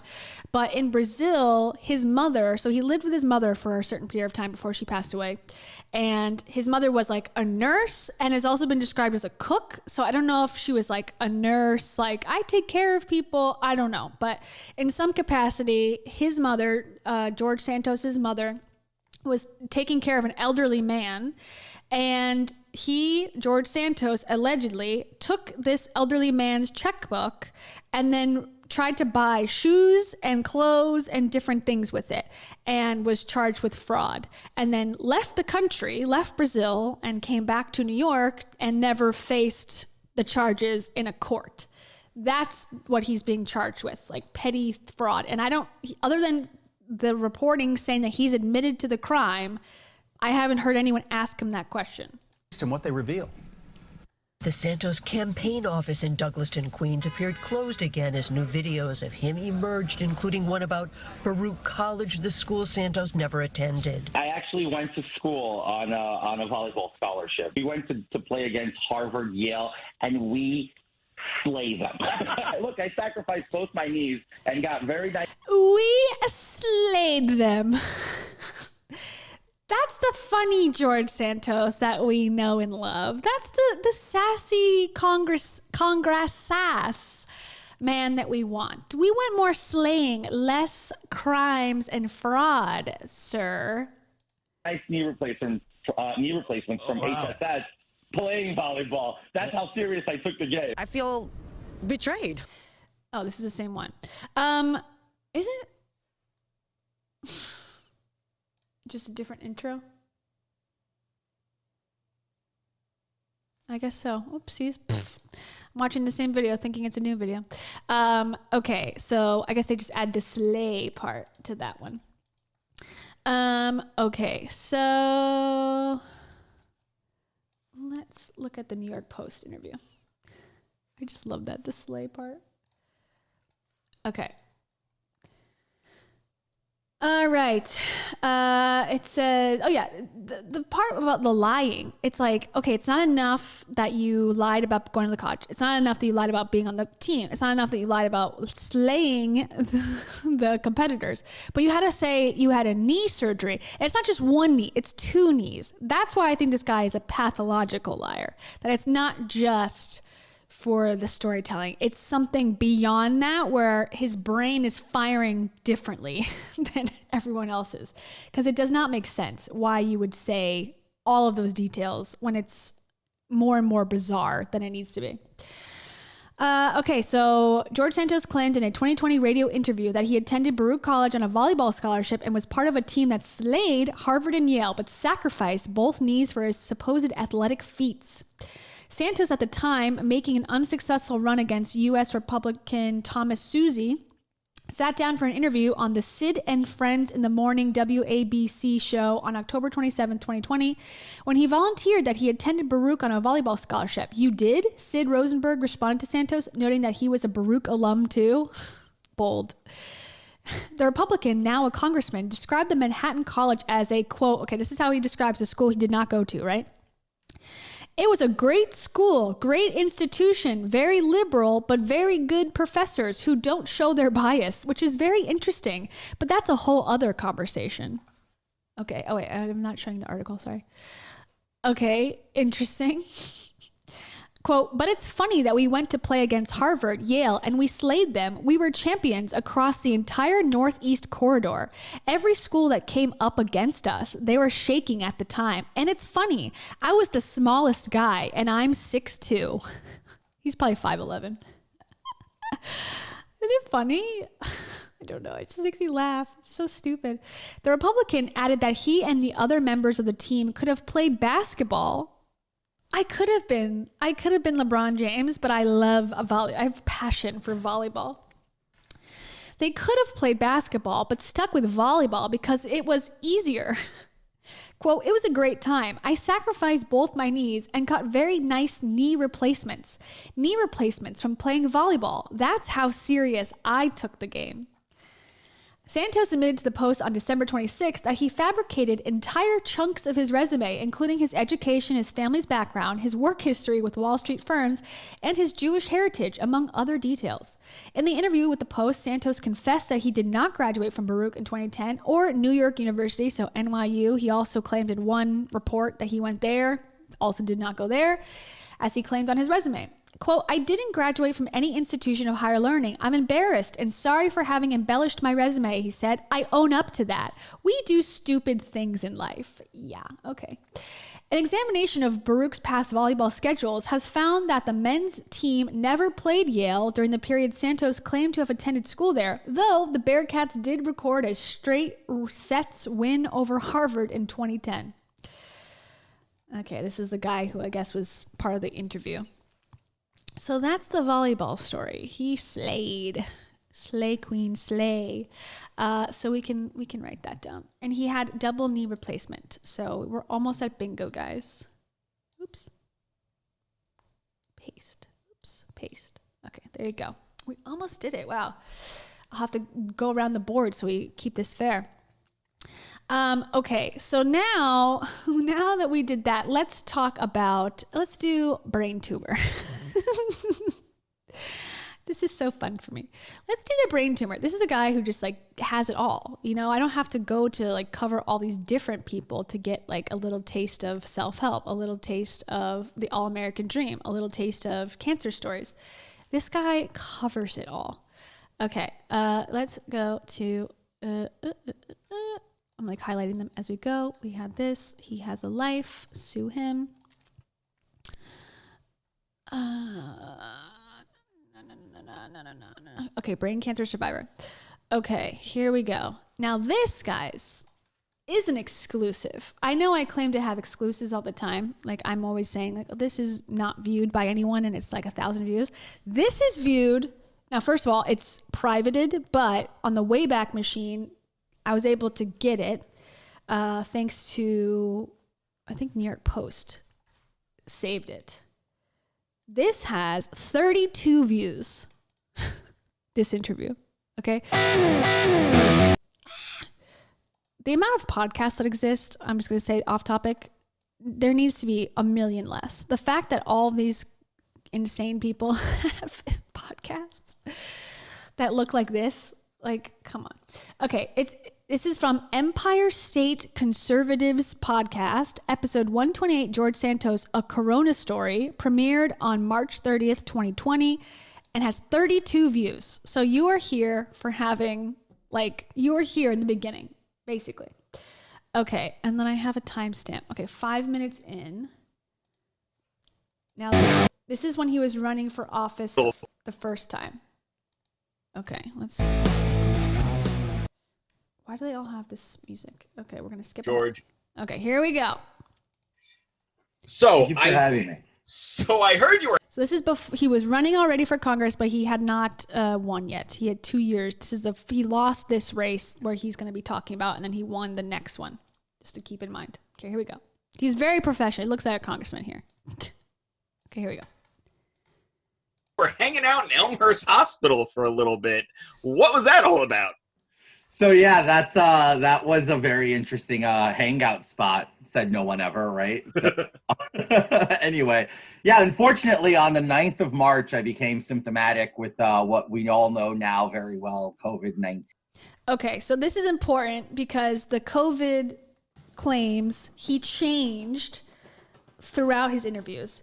Now, like I said, this is from March 30th, 2020. He claimed right there that he was diagnosed on March 9th, or went into the hospital on March 9th. And look who it is. It's Tara. Hold on. Say hello, Tara. Want to say hi? Hold on. You gotta lower the microphone for a little girly. Wait, I can't do it. Say hi. There you go. Good girl. She just wants pets. She just wants pets. Okay, back to it. Sorry. Taro is in the house. Meow, meow, meow, meow. Meow, meow, meow, meow. Meow, meow, meow, meow, meow. She's in the White House. A black cat in the White House. That's what we need. Okay, here we go. So March 9th, okay? Keep that in mind. What was that all about? So yeah, that was a very interesting hangout spot. Said no one ever, right? So, anyway, yeah, unfortunately on the 9th of March, I became symptomatic with what we all know now very well, COVID-19, aka coronavirus, or commonly known as the Chinese flu. So, from China. Yeah, it's from China. Anyway, I ended up at the hospital after becoming symptomatic on the 11th. On the 9th, I became symptomatic. On the 11th, I ended up in the hospital. It was really bad, fever, body aches, and, you know, all the known symptoms. This is the beginning, again, of 2020, March. So this was when, if you remember, like, you know, things were not well known at this time. So if you were diagnosed at this point, you were one of the first in America. And so he's going to change his timeline here and there, but he is going to claim essentially that he is one of the first like 80 people in the entire state of New York to get diagnosed with COVID-19. So just keep that in mind. He is the most special. There, nothing extra. I was in there for pretty much, I'd say 4 to 5 hours max. They put me on the gurney right off the ambulance because I was ambulanced in.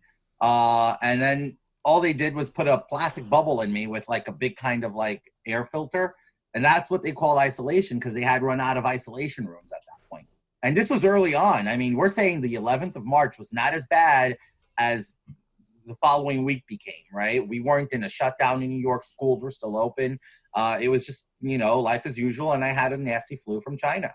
out of all places and out of all people, I got it. So yay me.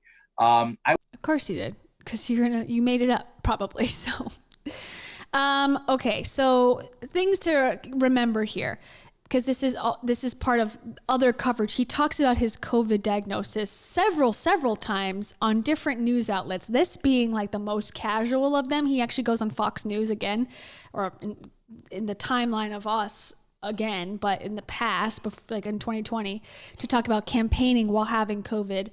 And his timeline changes. And here he's sort of saying that it's real, like COVID's real, okay. But then at the same time, he's saying it's the China flu. Okay, so he's, playing to that audience as well. But then he says he goes in and he had all these symptoms, but they put him in a bubble and they test him and whatever. But then later he's going to say, oh, they only gave me Advil and it's no big deal. But then he's going to say, oh, but I almost died. And then he's going to say, but I almost died because I have these really immunocompromised situations, including a brain tumor that I had surgery for and radiation for. So that's why I'm special. And if I didn't die, then it means that it's no big deal. It's very confusing. I don't think he understands what his stance on COVID is. At certain points on his Twitter, he was very against mask mandates, but then in some of his Facebook videos, he's seen wearing a mask and telling other people to wear a mask. So I guess you could say he's changed. He said he was in support of vaccines at one point. Then he said he was 100% against vaccines. He's confused. I'm confused. I'll let him speak. I'm just more interested in the brain tumor part, personally, which is coming up. I was there. It wasn't as bad as it is now, right? So I was tested for influenza. It came back negative. I had a lung x-ray, a chest x-ray made. It was clear. So they did the COVID, which they shoved a Q-tip up each one of my nostrils and one in the back. That was the first version of the test, right? Oh, God. 3 swabs, one in each nostril, and it was deep up there, and then one in the back of your throat. Send that off to the lab. It was supposed to be ready within 24 to 48 hours. It ended up being ready in 72 hours. They were backed up. So by the 14th, I got the confirmation that I was negative. I was positive, I'm sorry. And at that point, I knew I was positive, George, because I was running a fever of like 102.5 for the last 3 days, and it wouldn't subside. It wouldn't break 101.4, 101.5. That was my normal temperature for 5 days. Ooh. Hallucination much? I mean, hey. At one point, I didn't know if it was day, night, right, wrong, if I was hungry, if I had gone to the bath. I was just like out of it. It was. So I guess he can claim, like, I wrote my website when I was hallucinating from the first ever COVID case in the United States. Really bad. So, after the worst went by, I was back there for retest on the 24th of March. And on the 26th, I came back tested negative. So I'm free, right? Coronavirus free, and they're calling me a survivor. I don't know if I really survived anything. It's just flu. So, cue the Beyonce song, right? Yeah, pretty much, right? Isn't it so confusing? Like, they told me I'm a survivor, but I don't think I really survived anything. But he just explained how he was hallucinating from having a super high fever and how he didn't even know if he was up or down or wherever, and he had to go to the hospital. Like, he's confused. So long story short, my revisit was a little eerie and a little scary, because now I'm going back to the same hospital on my own terms, which I posted a video. I walked to the hospital. It's only like a 2.5 mile walk from my current residence. So I walked each way. No offense. This guy ain't walking 2.5 miles on a regular basis, I don't think. And when I got to the front of the hospital, there's this huge tent, lines of people through the roof, and a refrigerated truck. Now we've come to learn is where they're putting in bodies. And to my surprise is, why so many bodies? Like, coronavirus isn't killing that many people unless they're all dying in Elmhurst Hospital and nobody's telling us what's going on. So it's been I didn't get that part either. I was like, so they're lying about it, or what's going on? Like, who's telling? Like, there's trucks outside, yeah, because they had so many dead bodies. So okay, so you're saying that that's not true? It's a very different vibe from going in the hospital, and it's just not a nice place to be. I didn't want to be there to be retested with the fear of contracting it again, God forbid, because whatever. So all I can say is Elmhurst Hospital is not a nice place to be. If you live in the area and you have an option to go somewhere else, I suggest you go there. Coronavirus tests are free of charge. The federal government waived any costs, and the hospitals are following suit. So it doesn't matter if it's a private or city hall hospital. Just don't go to Elmhurst. You don't want to go there. I don't get it. Not a nice place to be. Yeah, now you got hit pretty hard with this, but a lot of people who are getting this, they could have gotten it and didn't know. It all depends on kind of how severe you get it. I have several friends that work in medicine, and they're saying the majority of people who are getting this are not even going to the hospital, but the people that it is hitting hard, it is greatly affecting them. Now, my buddy said he works in the ER. He's like, I definitely got it. He's like, I know I got it. I was symptomatic, but it wasn't anything serious, and that's it. Well, look, I have an immunodeficiency, and I also have acute chronic bronchitis. Okay, so he's got immunodeficiency and acute bronchitis, chronic bronchitis. Okay, that's his claim. All right, now we're going to get into the brain stuff. I also battled a brain tumor a couple of years ago, and I had radiation done, which really lowers your immunity in general. Radiation isn't a game, right? And I'm susceptible to cancer. It's in my DNA, right? So I'm not going to say I'm the healthiest person out there, but I'm not one of the most healthiest people out there. And yet I got through with this, even though I had one of the most severe underlying issues with it, which is a respiratory issue. I did not need a respirator. I did not need a ventilator. I did not need oxygen. All I needed was to go back on an inhaler for 3 months. For 3 days, I'm sorry, months. For 3 days, I was on an inhaler. The delirium still. Yeah. There you go. That's a little bit of the delirium. Yeah, I'm missing the point, I guess, of this whole story, but I just feel like he had that moment. You can almost see he looks down and goes like, am I gonna kick this up a notch? Yes. I have a brain tumor. I had a brain tumor from a couple years ago. Okay, buddy. Okay, buddy. So I guess the point is he is the most immunocompromised in the world, and he survived it. So it's not real, I guess. I don't know. It's a very weak argument against COVID. I don't know. Again, this is from 2020, but this is the only instance that I have found where he says he has a brain tumor, but here it exists. Proof. I'm still there, but no. So all I needed was the inhaler for 3 days, and I was good. So nothing too crazy. I'm just shocked at the proportion that this is being blown up to, because here I am, a perfect candidate to be, RIP, and it just didn't happen. This is, again, a part of the bigger message where it's like you cannot trust anything that you see online. It's very hard because you might build an entire narrative about how you act in the world based on a podcast or someone's testimony on Instagram. And a lot of these people I follow on Instagram, specifically with in the self-help spirituality space, they claim, I made $1 million by quitting my job and doing this. It's probably bullshit. I have a brain tumor and I didn't feel anything from COVID. Okay, now you're going to be planning your life it's not that bad. Look at this guy. And it's all bullshit. I don't know what to say other than don't trust anything that you hear from these people who are claiming that they're telling you their true stories. I don't know. I mean, you have to believe some things, but it's just these come up so much where it turns out that it's actually bullshit. It's so what's, the whole premise is this is a real story. Okay, this means something. This is an anecdote that can help somebody understand what's going on. And in reality, it's a lie. Zach, anything? I'm glad you made it out safe, which is first and foremost. Oh, I'm glad too. That sounded very genuine, Evan. That's the number one thing. Is I'm always happy to meet quote unquote survivors. Not that we're talking about the Me Too movement, but we're actually talking about a real. Harvey Weinstein gave me coronavirus, and I still didn't get the gig. I still have questions about certain things you've been able to achieve. I don't get it. Okay, we're gonna keep watching this. I didn't watch past this, so I'm actually interested to see because this seems like he's a little bit loose in this one. Even throughout New York City. So now that you brought up Harvey Weinstein, I understand. So from our previous conversations before we went on air, but yes, that's really it. Just glad to see you safe. Glad to know that you were able to make it out and overcome despite any of your previous trials and tribulations.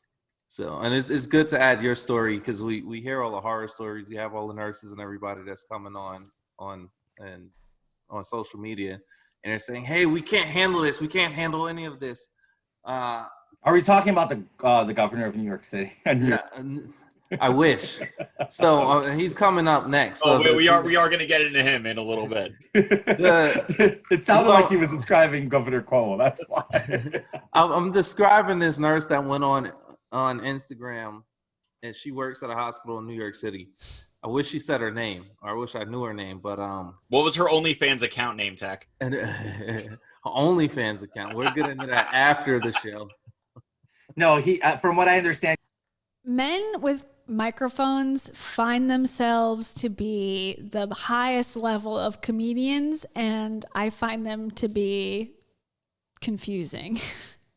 I don't know what you're talking about. You're saying like buzzwords that are like right wing, like snowflake, liberal, defender. I don't get it. Like, I don't understand what, it doesn't even make sense. Like, if you're going to tell a off-color joke, tell the joke. Don't just say, Harvey Weinstein, me too. Ha ha ha. That ain't a joke, okay? You're a joke. Sorry. And you're interested in AOC's OnlyFans. We're not doing $30 a month. Not today, not today. But anyway, it's not even funny. She gets on, and she's saying that they can't handle any of the situation that's going on, and da. And I'm like, oh man, it would have made perfect sense if New York would have been worried about New Yorkers from the get-go and not being a sanctuary city and protecting illegals from deportation and blocking ICE from every moment of the day to do their job. Then you would have had enough equipment to go buy. Yeah, that's a correlation. Okay, I don't know if I want to hear all this crap. I just want to hear him talk about the brain tumor. I'm out. I don't understand how you can connect the two, and I don't want to give them any more time. I mean, no offense to this wonderful podcast. Oh, thank you, Angela. Thank you. For New York. You know, they're really successful at the 214 subscribers they have on their YouTube channel as the Empire State Conservatives. So we don't want to take away from their success here, but I feel like I don't want to give them any more exposure than they deserve. Thank you, Angela Arnold. Angela Arnold says, this is Pui Whip Filler. This is before he got his whip filler. He must have waited to get whip filler. Yeah, he doesn't have the same purse. Tulsi, let me just explain. I've already apologized. Sorry for having a life, okay? This is before. I guess you're not allowed. If you're on an inhaler, you're not allowed to get lip filler. York City resident. Okay. If only the immigrants weren't here, then COVID would be much better. That makes sense. Oh, okay. Colt. Thank you, Angela Arnold. We appreciate that. Boothing. My uterus. Those are just some. Oh, I have a new one from Rachel. Rachel! None of this is original. Actually, that worked perfectly for that section. Thank you, Angela. I appreciate it. Okay, so brain tumor, we can put an X there. Boop, we're making progress. Okay. Let's continue on the brain tumor COVID train. Okay, here he's going to talk about his COVID on Fox. Now let's see the difference between the 200 subscriber podcast version and the actual Fox News report. This says, listen, Santos for Congress shares his experience after testing positive for COVID back in March and discusses what President Trump can do in order to keep his campaign on track until he is recovered. Okay. So they were desperate for any sort of news coverage at this point because this is not a story. Okay, here we go. President Trump's doctor says that he is doing very well as they continue to monitor his condition at Walter Reed Medical Center. The president's COVID-19 diagnosis has forced him off the campaign trail with just 1 month until the election. Our next guest had to take a break from campaigning in Long Island, New York after testing positive in March. George Santos joins us now, Republican congressional candidate for New York's 3rd District. And good afternoon to you. Thank you for being here. So tell us, how did you adjust when this happened to you? Thank you for having me, Sandra.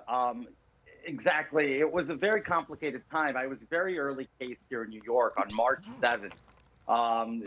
Okay, March 7th now, he says he was an early case. Before he said he was found symptoms on March 9th, and then he was tested on March 11th and found out on March 14th that he had it. So changing the narrative once again to go even earlier in time. And like I said, because this was just the beginning, like patient 0 in New York was like March 1st or something like that. So he is accelerating the timeline even further and further to make himself the first person to have COVID in New York.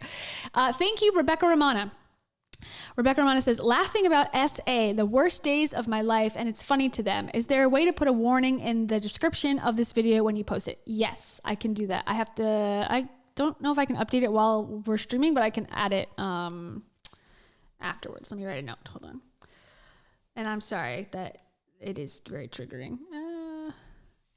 Yeah, that sucks. I didn't see that part previously, so I'm not surprised, because any sort of men podcast with a conservative twist usually tends to be like that, especially lower viewed ones.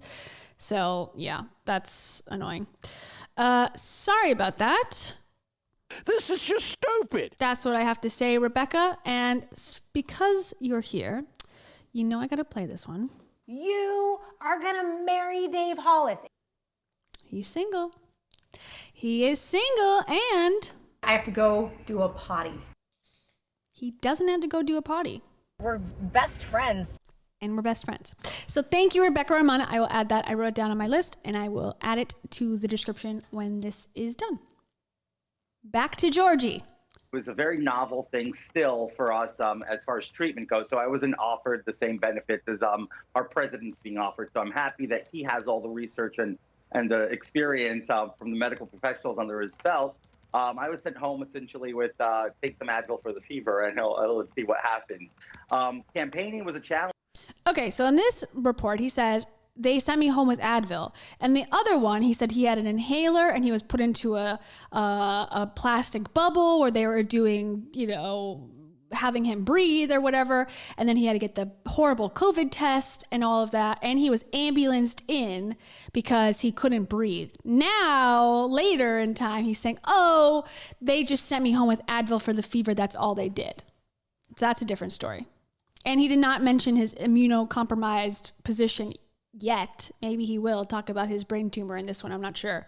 But interesting little change of story there. Just like little simple changes that changes it just enough to make it fit this, whatever narrative he's trying to do today. We were in the middle of our petitions to qualify for the ballot. And that was proven to be difficult. And we had to pivot to a essential online campaign for weeks. And by the time I was COVID negative, which took about 14 days for me, given some health issues I have, it became evident that the campaign was going to be very different than a normal I have. Let me go back. He's not saying what it is, but the original one, he said he had 72 hours when he got his positive test back. Now he's saying it took 2 weeks. For weeks, and but to a essential online campaign for weeks. And by the time I was COVID negative, which took about 14 days for me, given some health issues I have, it became evident that the campaign was going to be very different than a normal campaign year altogether. Yeah. So I think the opportunity the president has here is now to use this free time, essentially free time he'll have from not being on the trail, to connect with the everyday American. I don't know, maybe videos, Zoom, update daily, launch a platform on the website, keep in touch with the American people, show transparency. I think they're going to love that. It's interesting to look at the different times, though, too, because you're talking about a time when you faced this, that there was more of a shutdown on a countrywide level. And now so many other parts of the country have reopened. The president was already doing rallies. Biden's out on the campaign trail a little bit more than he was, obviously. So when you talk about the president having to get creative here, as he is going to have to battle this virus and still is in the hospital, what are some of the ideas out there? How could the campaign readjust based on this? He just said. Well, I'd say it's close to election day. We're 30 days away from November 3rd. I think, like I said, and the Wall Street Journal said today as well, I think it's a great time for him to create a personal connection with the people, right? If he is, Just wonder, like, why are they asking him? Like, oh, this at this time failed congressional candidate from New York. Why is tell Trump what he should do to fix his campaign? Like, it's just the absurdity of news. It's just like, what? This is just filler. Like, this guy has no expertise in anything. First of all, he's a fraud liar. Now that hadn't come out at this point, but like, what would he know? able to connect at a personal level live, I think it would be phenomenal. Biden won't have that opportunity. As much as he tries to campaign out there, he doesn't have the same energy behind him that President Donald Trump does. And I think it'll be phenomenal to see the president reporting live from the hospital or the White House, whichever, to connect with everybody. I mean, live feeds should be an essential part for him going down into this final stretch of the campaign. Having gone through this yourself and having had the virus and seeing how different people react, I know you were really shocked to see. I think most of us are embracing all the wonderful messages and well wishes that we've seen for the president and the first lady. But I know you said you were shocked to see some of the ill wishes towards the president as he continues to fight this, not just here, but around the world. Unfortunately, we're in this country, at least, I'll put it this way, we're two parties. There's a party that wishes well upon everybody and tries to be sympathetic despite politics. And there's a party that jumps on and an ideology that jumps on to wish ill upon the president and others. I think it's inappropriate. I'm happy Twitter and everyone actually took the time to go ahead and do the right thing. And oh yes, everyone knows there's two parties. One is perfect and one is just evil, abhorrent, horrible. And they just jump on and want to spread evil. Everyone knows. Curb all these ill wishes, but they didn't do it just a month ago when Robert Trump passed, unfortunately. And, the wrong Trump tweet hashtag was trending on Twitter. So I'm glad to see that adjustments are being made. I wish the president well, and I really frown upon anybody who thinks otherwise. This isn't the case, and this isn't who we are. And it's a horrible virus. We appreciate you coming on with us. Glad you're doing well. Thank you. Thank you, Sandra. 2 months later, this is not even real. Okay. It's interesting to revisit this coverage later. It's like, oh God, the flip-flopping from everybody. It's real. It's not real. It matters. It doesn't matter. It's all a lie. It's all really serious. The president needs well wishes. He is strong and nothing happened. It's like, oh my God, just like a whirlwind.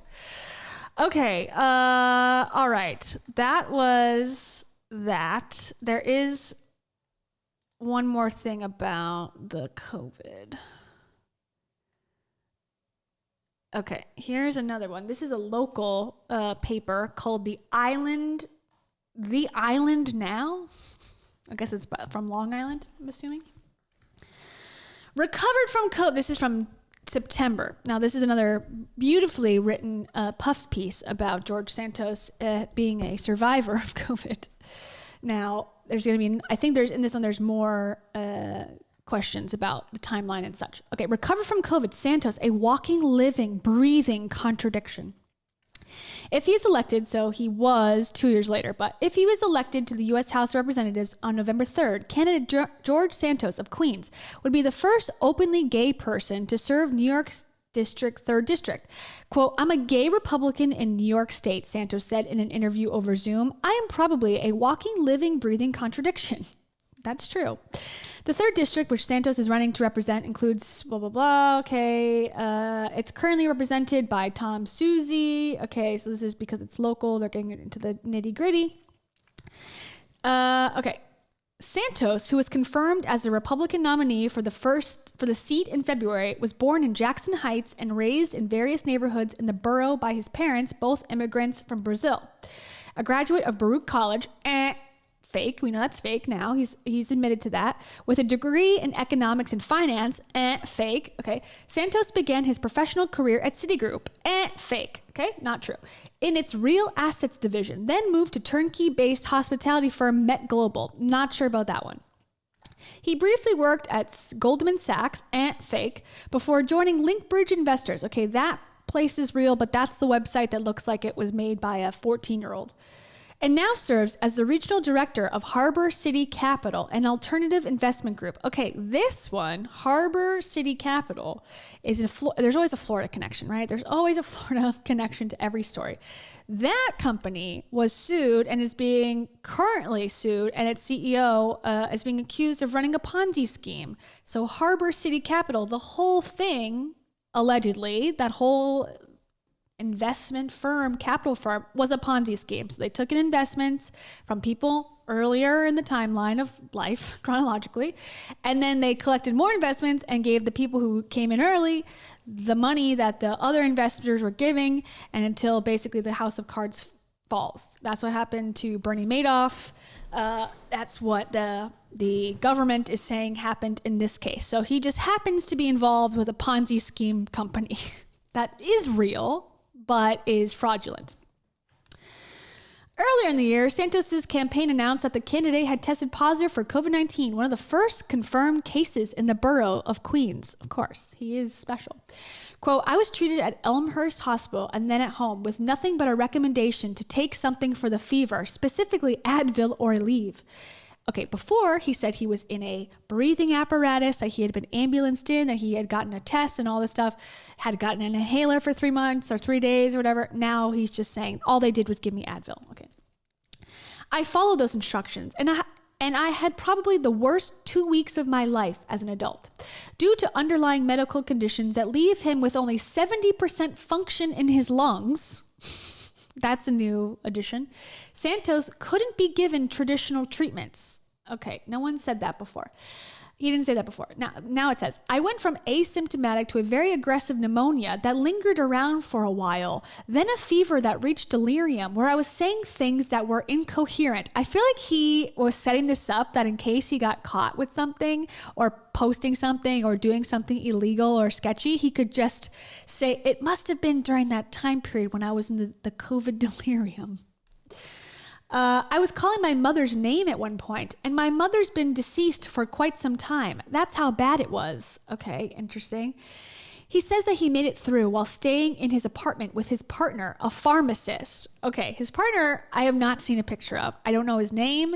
All we know is that he's allegedly married. Now, I have not, like I said, seen one thing. And he was also married to a woman before. Now, that's been proven, but no one knows who his husband is, and no one knows what his career would be, but just happened to be a pharmacist, which he didn't mention in that podcast interview, which you think you would mention if you had a pharmacist husband. But okay. Quote, I had to break this on my own in quarantine for 2 weeks. I had to break this on my own in quarantine for 2 weeks and then deal with a cough that lingered around 30 days. Santos said, nobody would come near me thinking I was still viral. That said, I survived coronavirus. So he doesn't think he's a survivor, but he's now going to claim that he survived coronavirus. Okay. Concerning nationwide handling of the virus and the response of Donald Trump, Santos said that he had nothing to compare it to. Quote, I think that it was on an unprecedented pandemic that we have not experienced in modern years. So I don't want to jump too harsh on conclusions. He said, I don't think President Trump's handling was necessarily bad. I think he acted with good instincts as early on as February by initiating the China travel ban. He adds that he supports the president to the extent that his words make sense and will be voting for him in November. Concerning the virus's response, the president did the best he could with the tools at hand, Santos said. I think there was room for improvement, yes, but I don't think it was a disaster as bad as everyone was painting it to be. That's interesting. Despite the Senate Intelligence Committee's conclusion on Russian meddling in the 2016 election, Santos says it is a hoax. Okay, so now he's talking about Russia. Okay, not all of his thoughts align with the president, though. Santos says that while he is looking into the effects of capping the state and local tax deduction at $10,000 as part of a package Trump signed into law years ago, he was not in favor of it at first. Quote, I did get some evidence that I might be wrong and it might have benefited a large portion of the district, but I really need to continue the research that we're doing. Okay. Also high on Santos's list of priorities is infrastructure, which he says was brought further into public attention with the chaos of Tropical Storm Isaias in August. Okay. Interesting. A Republican interested in infrastructure. Filings dated June 30th from the Federal Election Commission states that Santos's campaign has $73,000 in cash on hand, a fraction of the Susie campaign at $1.9 million. Santos says the difference between them does not worry him. Susie lost Nassau County executive race with $2 million in the bank because he was an arrogant individual, and we all saw that. Arrogant in the sense he didn't want to spend the money. He aspired for higher offices. Okay, yeah, he's not arrogant. Just like you're not arrogant. Okay. All right, you're talking about that. Okay. Okay, now let's get into like the nitty-gritty of New York politics. Don't care. All right, so that's his COVID stuff. Now there's one more COVID thing we must read from the Daily Beast. Okay. This is just interesting because it goes through all of the lies. And anytime that I see this image, I laugh. Okay, they're just going to talk about the different timeline stuff. Okay, here we go. Amid all of the lies that George Santos has told, one strange episode has received less attention: his recovery from COVID-19 at the very start of the pandemic. On March 1st, 2020, the very first confirmed case of COVID-19 appeared in New York State. Okay, so we already are talking about March, the first week of March, the second week of March, when he was talking in those interviews. So the first confirmed case was on March 1st. On March 30th, Santos, who was then running to represent New York's 3rd Congressional District in the House of Representatives, appeared on a local conservative podcast and told the story of his survival after contracting the virus. Okay, that's the one we watched. Okay, so that's the quote we already read. Okay, he said he had cancer, all that stuff. Okay. Santos said he was taken to Elmhurst Hospital in Queens by ambulance, placed on a gurney on arrival, and spent around 5 hours in a plastic bubble with an air filter as the hospital had run out of isolation rooms. He said he was given a chest x-ray, which came back clear. Santos said he was then swabbed for COVID-19 and on March 14th received a positive result. He said he spent days with a high fever, hallucinating and confused. On March 24th, Santos said he went back to the hospital for a retest and received a negative result 2 days later. They're calling me a survivor. I don't really think I survived anything. It's just the flu. Okay, Santos went on to underplay the danger of the virus, saying that he did not become dangerously sick or need serious medical intervention despite his underlying conditions. Quote, I'm just shocked at the proportion this has been blown up to because here I am, a perfect candidate to be, RIP, and it just didn't happen. If it didn't happen to you, then I guess it's fate. Okay, but then there were inconsistencies in Santos' COVID story, first reported by Washington Post journalist Dan Diamond. On March 14th, 2020, the day that Santos originally said he received his own positive test for coronavirus and was bedridden with fever, his campaign tweeted a press release on the unfolding COVID-19 crisis, including a lengthy quote from Santos and praising then President Donald Trump's declaration of a national emergency. The tweet made no mention of Santos's own illness. On March 18th, 4 days after he originally claimed he received a positive test and was very sick with COVID, Santos appeared on Fox Business, showing no signs of illness. However, during a COVID town hall that Santos hosted in April 2020, he said he was still symptomatic through March 18th. Santos went on to speculate that he might have contracted the virus at CPAC in February 2020, where at least one attendee was later confirmed to have had coronavirus. Although Santos never again mentioned having a brain tumor or undergoing radiation, he did go on to retell his COVID survival story many times during his first failed campaign and his second successful bid for the House of Representatives. But the details, including the severity of his illness and the timeline of the story, began to shift. In a September 2020 interview with local outlet The Island Now, Santos said Elmhurst Hospital provided him with no treatment other than recommending Advil for his fever. He also said his underlying conditions, which he did not detail, meant he couldn't receive traditional treatments. After Trump, he appeared on numerous news channels discussing the president's illness and his own experience. I just don't understand why he was the expert that was called in to talk about Trump, but okay.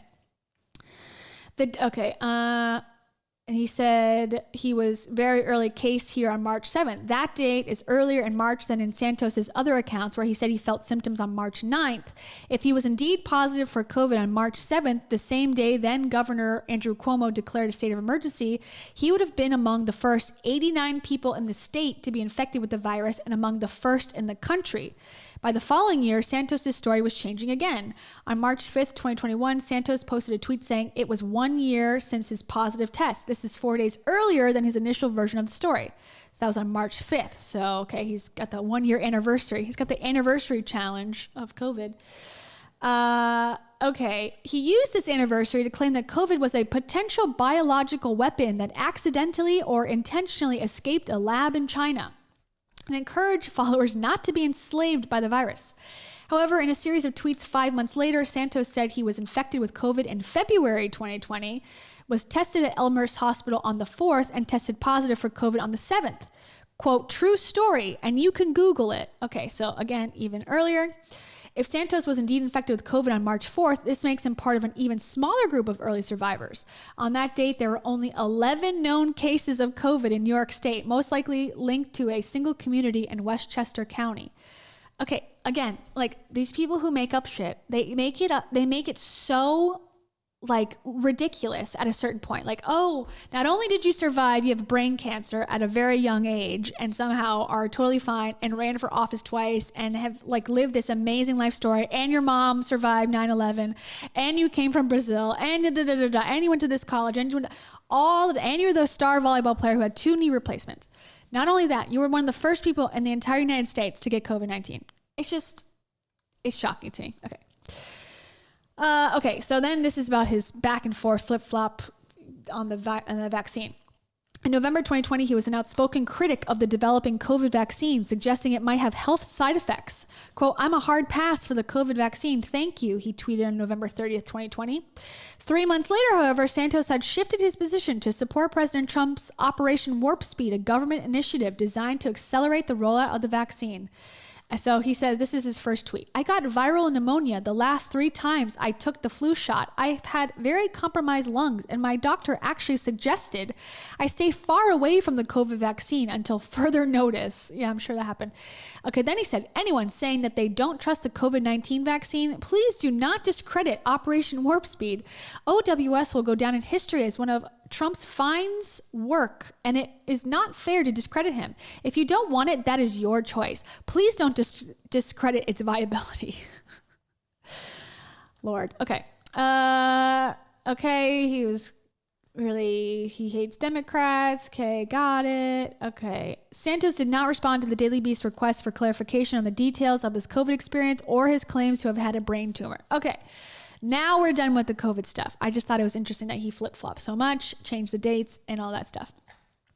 So there you go. Now, one of America's first COVID patients. Now, I'm saying based on eventually millions have tested positive. So if you're one of the first 100 to claim that you have it in the entire country, I think that counts to me. All right, let's now go to 9/11. Let's go to all of the nation's tragedies, shall we? Actually, let's hear him again first, and then we'll go back to some of the claims. I like hearing from him. I like hearing him defend himself. It makes me laugh. And we'll talk about gay but married to a woman. That's a good one. We can leave on. Okay. Now, one little funny thing with this, just a little aside note. Okay, this is from another small YouTube account called City and State, which apparently is some sort of public access show, I guess. I'm not exactly sure, but it's in New York State. And if you go to their website, it's, a little local website, NYN Media. It's Government Media Executive Group, LLC, but they have a YouTube channel. So it's not just somebody's opinion. This is like she's getting paid essentially as like a journalist. Now their YouTube has 1.4 thousand subscribers, very low views. Like one was posted today, has 3 views. But look at this. It's so fun. Okay, look at the thumbnail. Can you see it? So this woman has this thing where she like has dinner with politicians in New York. They are like hugging outside, so happy, candid shot. Okay. The video is not that exciting. He just basically says that he's the best and he's, so excited to get to Washington. Okay, that was 1 month ago. Then a week later, all the allegations come out and they do a follow-up interview. And she is a super fan, I guess, or she is non-critical, let's just say, while interviewing him. And maybe that's because they took a cute pic outside before. And that's why she doesn't want to criticize him. But I think it's interesting what he says. And this is like right in the beginning when everything was kind of coming out. The report came out from the New York Times on the 20-something of December, the first one. So that's when this all kicked off. And it's just continued ever since. So here we go. This is Sky. And like I said, Sky is not a Tulsi. She is more of a Matt Gaetz in this scenario. Here we go. With Sky, the only political talk show that pushes politics aside to get to the heart of who our public officials are as humans. Tonight, for the first time on camera since the weeks-long storm of reports questioning who he is, we are joined by Congressman-elect George Santos. Tons of reporting about you, George, over the last week, labeling you as the Anna Delvey of Congress. But I'm sure you would agree, we, as millennials especially, must save democracy by encouraging the public to trust government and our elected officials. And when questions arise about who you are and if you've misled voters, this discourages trust in government and causes people to assume that all politicians lie. As you know, I created this show, Political Personalities with Sky, through City and State as a way to speak candidly with our public officials. And I thank you in advance for being honest with me here, and for the opportunity to hear from you firsthand for the first time on camera since all the reporting over the last week. I have a bunch of questions for you, George, and I know we have limited time. I appreciate you being here, and I want to know, how are you feeling right now? Hey, Sky, so thank you so much for having me. It's a time of year that usually emotions are high, and then you add... It's a time of year when emotions are high. I mean, I guess emotions of Christmas cheer, or I guess in his case, Hanukkah cheer. I don't know. He's on a practice. He's Jewish, so I don't know what he celebrates. But yeah, I mean, he's not wrong. But how does that relate to your political lies and straight up lies and fraud? Add the weight of the world on your shoulders, and they just become higher. But I'm doing well. Granted the circumstances, and I appreciate you asking.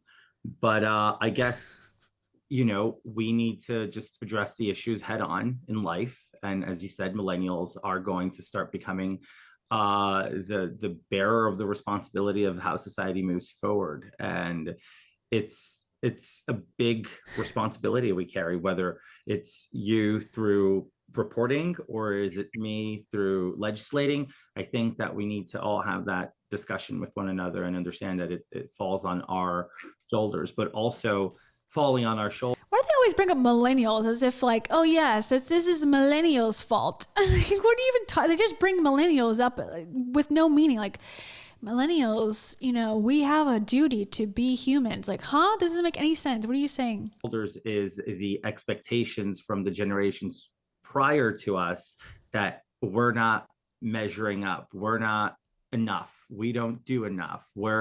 They label us as the lazy generation almost. So it's quite the interesting time. But I guess let's get to it and talk about what people want to hear. No, I know. Yeah, why'd you lie about everything? That's what we want to know. What's your diagnosis? Okay, sorry. See, there's all this controversy swirling around you, and you said that you had exaggerated your resume a little bit. And I'm wondering, what caused you to even feel the need to exaggerate who you are on paper? We'll start it this way. Look, why did you even think you weren't good enough? Georgie, come on. We had that dinner with the bread basket. It was delicious. You were so sweet and kind. Why do you even need to exaggerate? Why'd you have to lie about everything? Oh, you are good just the way you are, babe. I didn't outright lie about my work experience. Actually, I'm fairly well-rounded in the financial markets and capital markets. I've been doing it for a very long time. But I'll okay, that right there too. Like I said, I'm 31. I've been in the news industry for a while. There's no way that I would say I have been around forever. Like I am just well versed in the news industry. At 34 years old, you're still there's 10 years maximum you could have been in any sort of business whatsoever in any industry. Plus he is gonna now come clean about what he was actually doing. So it's all bullshit. Cause unless you're 1 year in the finance industry is so long of time. He basically, while he was, saying that he was at Citigroup and Goldman Sachs, he was actually a Dish Network customer service agent. And now he's going to say that he wasn't able to tell the truth because of how judgmental the Democrats are. Because why would he care, first of all, about their votes? He's a Republican candidate anyways. So here we go. I'll take you back to the beginning. So I worked as a customer service agent for 6-7 months of my life or so, 8 maybe, at some point in 2011, 2012. And, I'm not ashamed of it, Sky. But the moment I put that on a resume and I put it out there, elitists like the New York Times like to call blue collar jobs like that odd jobs because, it just doesn't fit their bourgeoisie style lifestyle. So it's those. It doesn't fit their bourgeoisie lifestyle. Meanwhile, he's claiming he's running $80 million asset funds and working at Goldman Sachs in Manhattan and apparently spending thousands and thousands of dollars during his campaign to stay in 5-star resorts in Florida and dinners at, these fancy restaurants. Yeah, it's the New York Times who's bourgeoisie for finding out the truth that you were a customer service rep and not a financier. It's their fault. Okay. And she's just so smiley, wow, tell me more, please.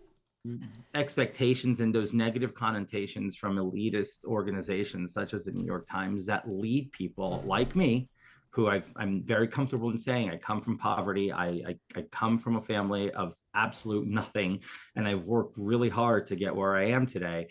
And the reality is yes, I omitted past employment history that was irrelevant to the role. Although one can argue customer service is pretty important for members of Congress, but I guess they just don't see it that way. What are you saying? You omitted it on your resume. Okay, you didn't put the truth, but you created an entire different reality in which you did jobs that you didn't do. So how is that the fault of people who want a congressman who has experience in what they say they do? If you're not embarrassed by it and you think it's totally great and whatever, why wouldn't you have put it on your resume? You omitted it and then made up a fake career that it sounds much more impressive. That's on you, sir. And for a poor use of words, maybe instead of explicitly explaining, I worked for Linkbridge Investors as the vice president of the firm, and we were responsible for capital introduction relationships between LPs and GPs via conferences and direct one-on-one connections. So this is where I go. This is where I believe I used a poor use of words, but I did work in the industry for a number of years. I did deliver on those negotiations. I did deliver on those relationships. I did do work with all the institutions I've mentioned prior and more. I mean, I could have just listed, if I was trying to really defraud the people like everybody keeps saying, I could have just listed bigger, just as big names, but, we did work with companies like Deloitte, Blackstone, Equity International, famously founded by Sam Zell. So, I didn't do that. But these are all organizations I've worked with either on the GP side, which is a general partner, or the LP, which is the limited partner. GP is looking for money for their funds. I don't believe a word of what he's saying. And she doesn't have, I don't think, the knowledge or the understanding, and I don't either, to push back and say, well, if that's true, why didn't you, explain that on a resume like any other person would do? First of all, his resume is 2 pages, which is already a mistake right there. Oh, and from what I've heard from resume experts. And secondly, you just can't make shit up. It's not acceptable. And she's giving him way too much quiet time to just, I guess I like that because they can just fall into their own traps. And I say they as in people who lie and get attention and are given a platform. So I do appreciate it. But at the same time, this is all bullshit and it's a lie. LPs allocating money into funds, right? So, wait, I want to hold on a second because you mentioned, that you think people want to hear bigger names and that's what elitist outlets want to think. But I have spoken to so many elected officials and public servants, and they love telling their rags to riches story.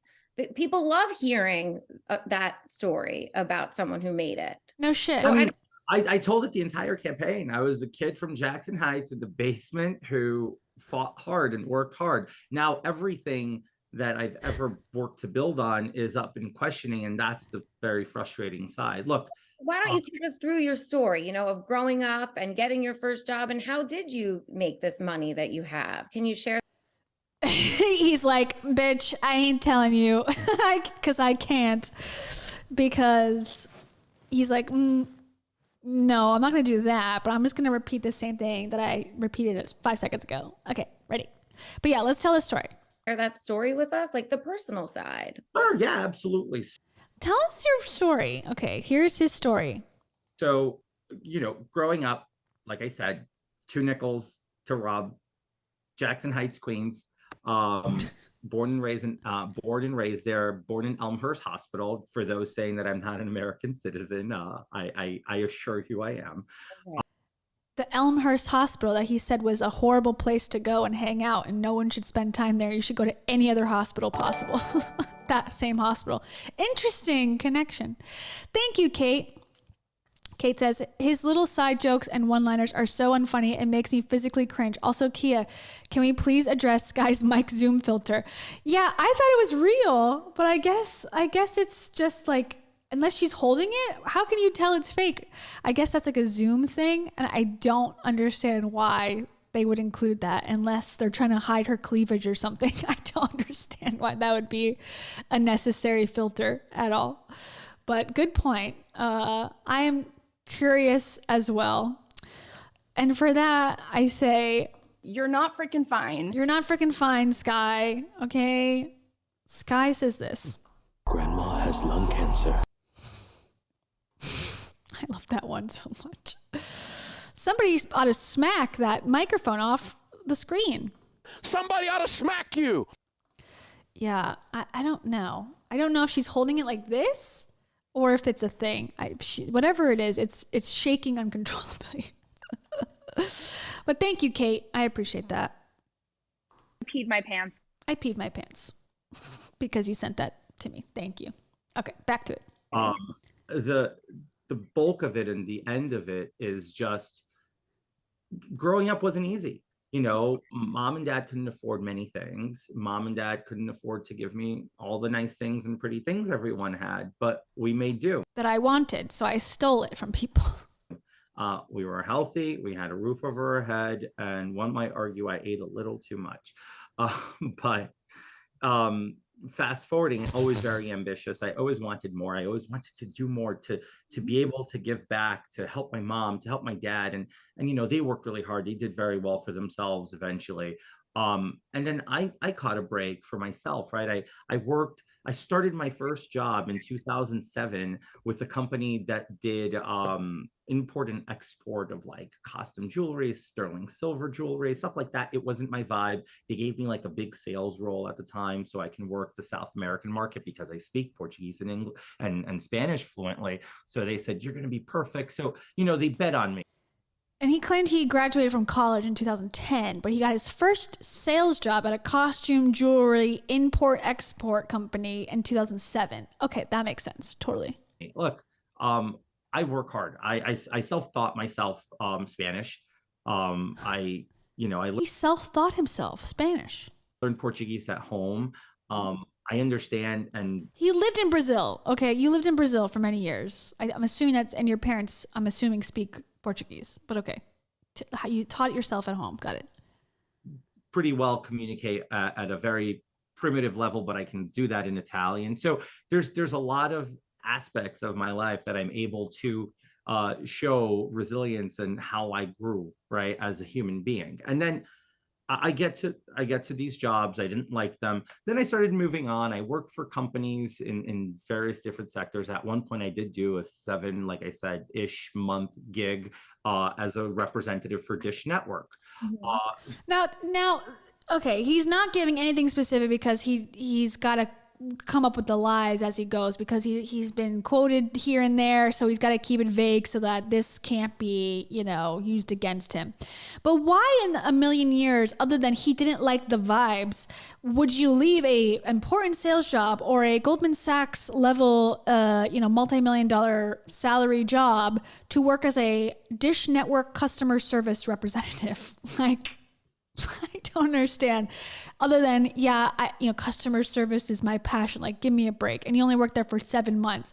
It just is much more in line with a man who in reality was facing charges in Brazil. Has been taken to court over not paying his rent several times, which we haven't even got to yet, in New York State. So, okay, that's much more in line with a guy trying to make it day to day versus this fake story that he's told the American people. You learn great life skills doing these jobs, and they're not odd jobs. These are honorable, good paying jobs that people sustain their families through. Okay, then why didn't you put on your resume? And for the New York Times to diminish it and call it an odd job just shows you the type of preconceived notion that people give to people who work hard, right? So that's where I probably it's definitely the New York Times' fault. Felt in a sense the need to not share that and the need to embellish a little bit my resume, which I regret.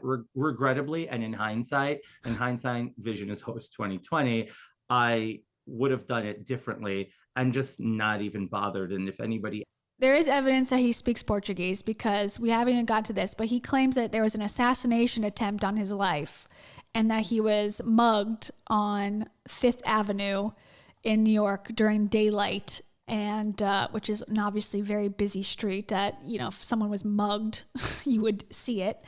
And he gave that interview in Portuguese. So it's short. We can watch that after this. So yes, he does at least speaks Portuguese.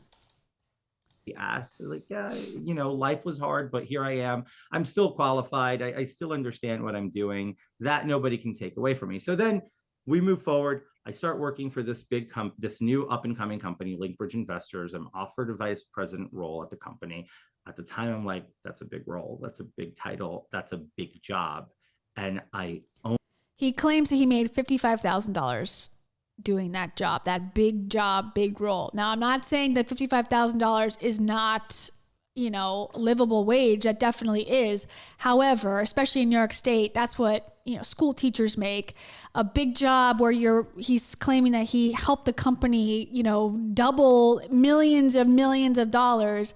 The salary does not match the level of echelons of the job that he's describing, and he described on his resume. Owned the job. I did it, and I did it well for multiple years, and we delivered. And as a result of that, it's a pretty sustainable company today. The CEO does phenomenal work there. And I'm sorry that this story is bringing so much negative attention towards him and anybody who's ever dealt business with me. After leaving Linkbridge, I go to work for a company who used to be one of our clients, Harbor City Capital. As reported, after I left Harbor City Capital, it was reputed as a Ponzi scheme for aspects of the company, not the whole company, but the financial aspect of the company. The financial aspect of the company. Yeah, not the whole company. The secretary wasn't in on it. The janitor had no connections. There's a whole side plot to this story about this Ponzi scheme, because you know, there's speculation that that sort of could be where the money's coming from, because that Ponzi scheme, one of the guys who alleges that he got ripped off by it is the cousin of a Russian oligarch. This goes so deep and so like convoluted, it's crazy. But basically, Anthony George Santos claims that he left the company before any charges were filed. And it's true that he wasn't named yet, at least. George Santos was not named in any of the SEC filings, like by name, but the company was, and he was working there, and he created his family company as soon as he left. And there was all these people who worked at the Harbor City place that he's talking about, the Ponzi scheme, that were like associated with his company. So that's a whole thing. It's sort of it's very convoluted, but the fact that he's like, I left before and it had nothing to do with me is not really the whole story either. I was not named a plaintiff of anything. I was never investigated or anything because I had no fiduciary responsibilities. So I'll get to the fun stuff. So then I decide, once I leave Harbor City Capital to do my second run for office, I'm opening my own shop. I'm going to do my own consulting like I used to do for Linkbridge. And it just worked because I had the relationships and I started making a lot of money. And I fundamentally started building wealth. And I decided I'd invest in my race for Congress. There's nothing wrong with that. No criminal conduct, no anything of the sort. And you know what? Look, at the end of the day, who did you consult about what? That's what we all want to know. He's like, oh, I was making $55,000 at Linktree or whatever, Linkbridge, and then I started my own thing, and then all of a sudden I had $1 million. Okay, how did you do that? I just worked hard. Like, okay. I campaigned on issues, and I campaigned to deliver results. Those promises still stand. For everybody who's ever interacted with me, if I tell you I'm going to do something, I do it. I've never, ever not done something I said I'd set out to do. Did I embellish my resume? Yes, I did. And I'm sorry. And it shouldn't be done. And there's words can't express 100% how I feel. But I'm still the same guy. I'm not a fraud. I'm not a cartoon character. I'm not some mythical creature that was invented. I'm no Russian puppet. I mean, for crying out loud, Putin could really go pound sand right now and or be dug under. I don't care. Like I said, I am not all these horrific things that are being said about me. Now, the one thing I will say is I'm sorry for having had a complicated life. Oh, maybe. I'm sorry I have a life. What do you want me not to be a drag queen? Come on. Sorry, sue me for having a life, bitch. I married. Yeah, I did marry young, and I married a young. Okay, now he's going to talk about the marriage. Okay, this is like a juicy part. He's going to talk about marrying a woman. About me. Now, the one thing I will say is I'm sorry for having had a complicated life. Oh, maybe I married. Yeah, I did marry young, and I married a young woman at the time, and we pretty much were in love, and then we weren't, because guess what? I decided after a long time, like many who don't, to come out and say, I'm gay, and I'm not going to lead you along, and this is toxic, and this relationship isn't going to work. And I set myself free, and I set her free. You know, that doesn't always work well, Sky. Right. You know, like nobody's going to be like, oh, okay, we were married for so long and now you're gay. How? We're going to be best friends. You can do my hair now. No, it didn't end that way. Hence the very dragged, long out time to get a divorce finalized. But at least I had the courage to do it. Right. Some people are speculating, going back to the, like, is he born in the United States or not? Some people are speculating that he wasn't born in the United States and that the marriage was actually the reason why he got a green card. Now, I don't know where that allegation has gone, what it means. Every report that I read is like they reached out to the ex-wife and she didn't respond. That's all that I saw. So that was like a theory thrown out there and then not really followed up on that I could find. For so many people who live in denial for their entire life, or frustrated and then eventually become a trans woman in their 60s. It's not like we haven't seen that happen before either. So the reality is I'm human. I'm flawed. I'm not. She's like, Sky's like, you're so silly. You're so silly. That's like her face. I don't know why that gives me that vibe. Like, you're so crazy. Crazy girl. Perfect. But I challenge all 434 members of Congress aside myself, in the House to go through the same litany test I just went through last week. Open yourselves up to the media. Let them dig deep and pull in your deepest secrets. If we did that, we wouldn't have a single congressman in the House. And I bet you we wouldn't have a single senator in the Senate. Life is complicated. We're flawed human beings. That's what it boils down to. So, George. True. We're all flawed human beings, including Congress. I'm sure a lot of them lied. However, the lies have reached a much larger apex in this case. They're much more ridiculous and not even consequential. Like, okay, so a lot of times people will compare Joe Biden. And I do agree that it's the amount of lies that he told, I did not realize how kind of large they were. One of them being that he was in the top half of his class in law school. Now, okay, the exaggeration, the lie was that he was in the top half of the class. That wasn't true. He was like at the bottom percent or whatever. But at least he went to the law school. Like, that is an exaggeration. This guy didn't even go to the school. He didn't even go to any college. So that's where it goes like, okay, you can make the comparison and say, yes, okay, there are a lot of liars out there. But you can't say that it excuses it or that it's even on the same playing field as the rest of them. How do you think your constituents are feeling right now?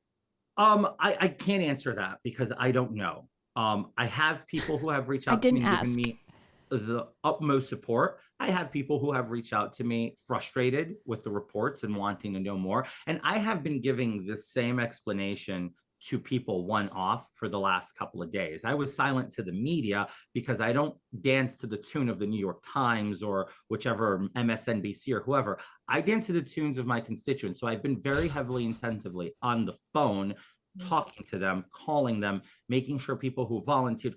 And it's been an overwhelming response of, George, we elected you to get a job done. We didn't care what your resume looked like. Quite frankly, I had a couple of people say, I never even knew there was a resume section of your website. Like, I'm not saying I'm not making excuses here. I'm just sharing. Like, no one cares, guys. Like, all my people, all my voters, they love me.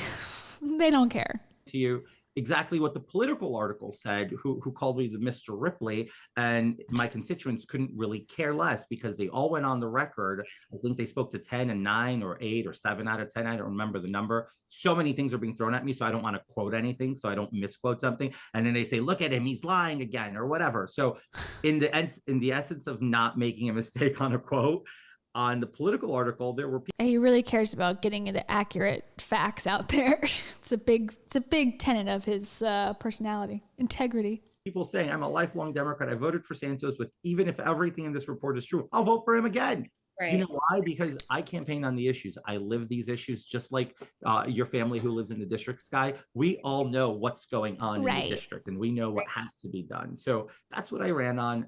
I apologize if anybody feels hurt or betrayed. I will gain everybody's trust back by just delivering results for them and making sure they do not forget why they voted for me in the first place, which was to get stuff done. I will, because they thought you were Jewish. Be an effective member of Congress. I will be a diligent member of Congress, and I will be able to deliver results for Congress for the people of New York's 3rd District, because I'm not going to allow this to deter me from doing that. Unlike many who resign, I'm not resigning. I have to leave. He's definitely not going to resign. I agree with that. But I think if you're incarcerated, you may not be able to keep your duties. And the argument is, well, and McCarthy had said that, well, he was voted in by his, constituents, the voters. You can't just take him out. This is that would be unlawful. And that is true to a point, but the voters also believed that he had a background in which he claimed to have all this expertise and all this, he's going to be sitting on committees in which he is supposed to have background to be able to vote correctly on these things. And that's what they were signing up for with their vote of confidence. So the fact that he lied, and it's proven that all these things are not who he says he is, who did they actually vote for? A scam artist. So there is an argument to be made that if you're told, if I just said, hi, I'm the Queen of England, vote for me to become president, and then you did, and I was like, I'm not the Queen of England. Okay, well, I voted because of that reason. Is that fair enough to now definitely bring an ethics investigation at the least, but also have me step down? Other people in Congress have stepped down for other scandals before. This is not the first person to be told or asked to step down. It's just the fact that right now, the way that it is split, the Republicans have much less incentive to kick someone off because of the way that it's parsed out. Congress guy, it's going to be by a pink slip by the voters November of 2024. Okay. I mean, that's a good attitude to have. I have a few other questions that maybe we can address really quick about property that you own, George. Do you own property? Do you not? So George Santos, me personally, I've never claimed to own property myself. Okay. Me, George Santos, in the third person, never claimed to own property myself. Okay. Let's hear him out, but I'm going to bring up all of the examples in which that is not true. Because we have his Twitter. Let's see. Open. Okay. Here's the bingo. We're still going.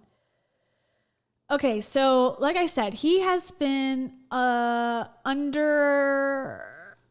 he's been charged and I don't know if it's convicted is the right word, but he has been a judge has told him he's been evicted twice at least, and a judge has forced him or tried to get him to comply with paying back his landlords in New York. Now that is true.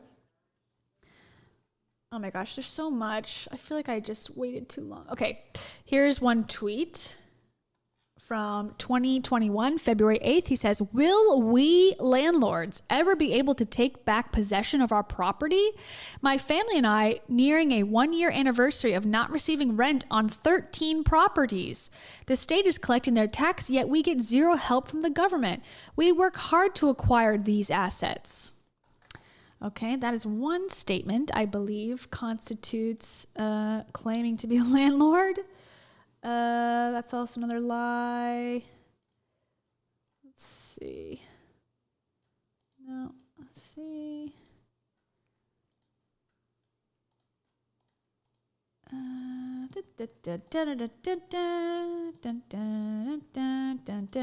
Here's all his Jewish stuff. I'm Jewish. Okay, there's another one about him being a landlord. Let me see.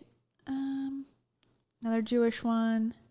This one, just go to the Jewish thing real quick. He says, tonight I joined Rabbi Lau, the chief Ashkenazi rabbi of Israel, in a special event held by Chabad of Great Neck. We stand strong as anti-Semitism and violent crime shakes us to the core. It was an honor to address fellow members of the Jewish community. Fellow members, which usually means that you are among them.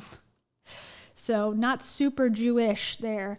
And then this one's just funny. He's calling Sam Bankman-Fried, Sam Bankman-Fried, the guy, the FTX crypto guy who has just been charged with fraud.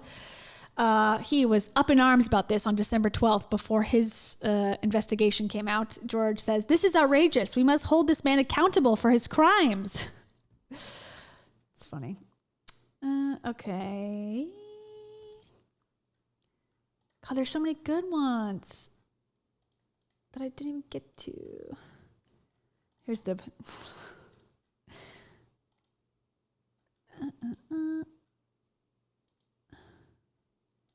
Let's see. This one's, he's like, "My sister's being forced out of college." And it's like, no, she's not.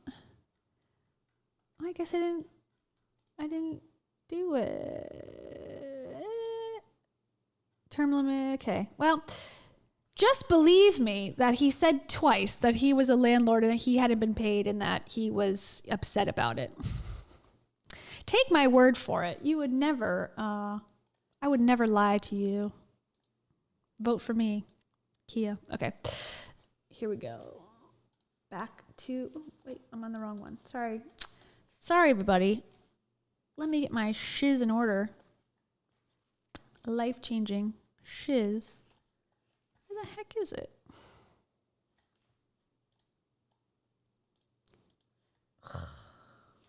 Sorry. Where is that video?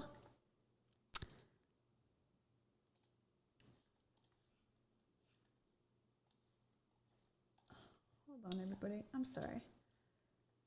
Oh, I guess I'll have to find it again. What the heck?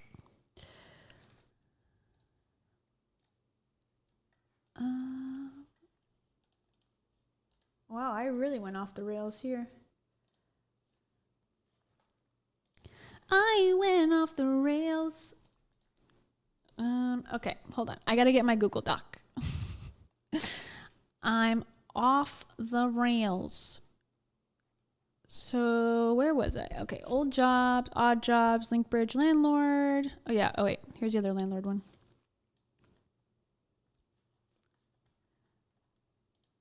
Everyone's like, what the frick is going on? I like my thing. I don't know if it exited out or what, but it like went off. Here's another landlord. It's about rights and how we make a living. Most people organize their life and work hard to prepare for the future. I have offered all kinds of help, and yet I have tenants working and just flat out taking advantage of the situation. That was him responding to his other tweet about him, we landlords. Okay, now how do I get back to my video? It's going to bother me because later it's going to pop up and it's going to be there and I'm going to be upset about it. Okay, that's the landlord. Now we need to go back to the video about, what were we talking about again? When I clicked the one video, married to a woman. That must be it. Yes. Okay, got it. Times or Found whichever. it. Finally. God, that was a nightmare. Okay, here we go. SNBC or whoever, I dance to the tunes of my constituents. So I've been very heavily intensively on the phone talking to them. For record, I think they spoke to 10 and 9. Okay, that's what I ran on. I apologize if anybody feels hurt or betrayed. I will gain everybody's trust back by just delivering results for them and making sure they do not forget why they voted for me in the first place, which was to get stuff done. I will be an effective member of Congress. I will be a diligent member of Congress, and I will be able to deliver results for Congress for the people of New York's 3rd District, because I'm not going to allow this to deter me from doing that. Unlike me who resigned, I'm not resigning. November of 20. A few other questions that maybe. Where's the property?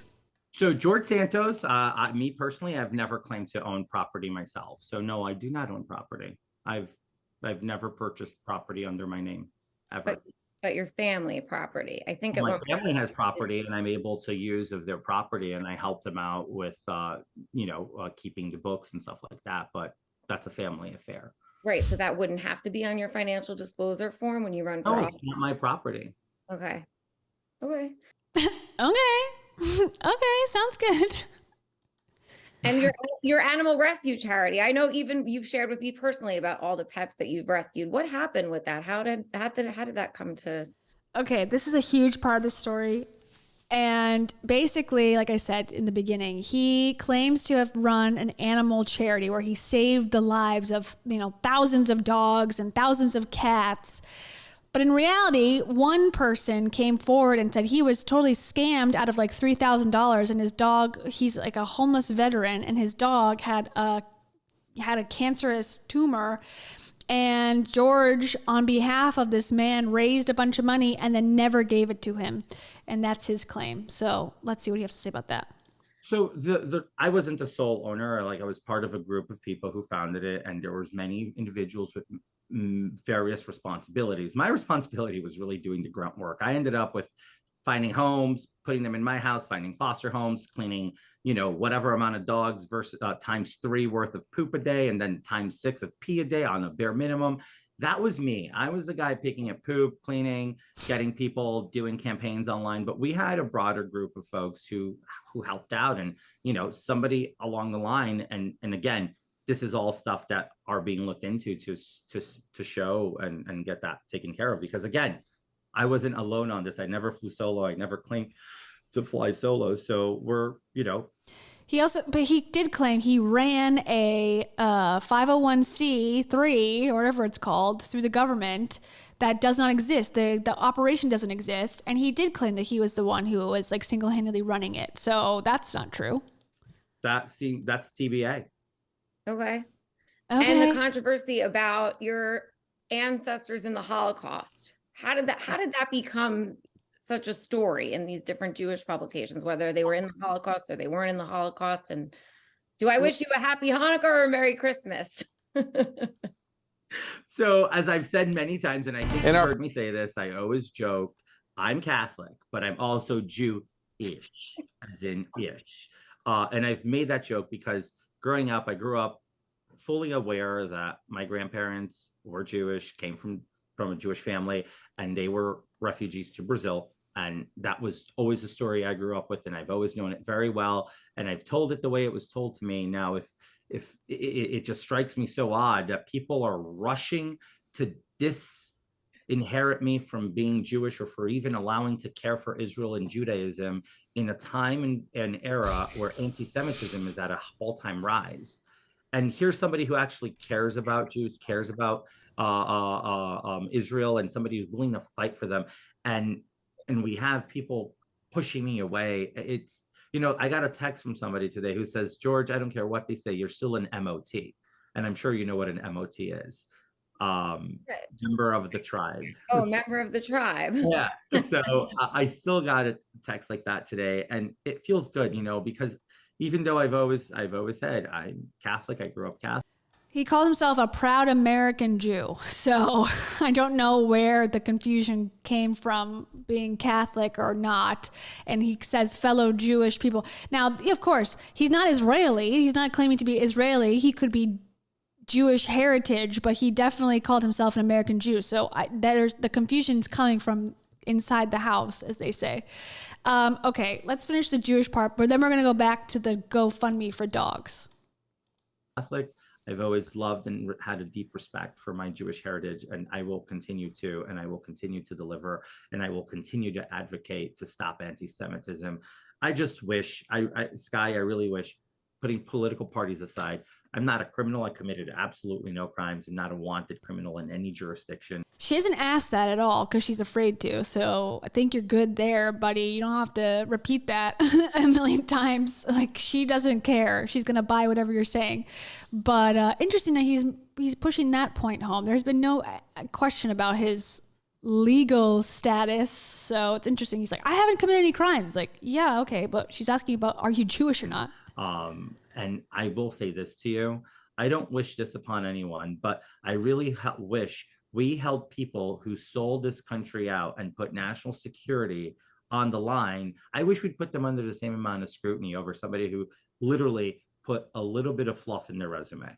I know. I'm sure it's not a little bit of fluff, buddy. Okay, let's see what Sky's going to defend him on. Who literally put a little bit of fluff in their resume. No, I know. I'm sure it's been a hell of a week for you. Seriously. Well, look, I'll share this with you. On the 22nd would have been my mother's. As it should have been. Face your consequences, okay? 60th birthday.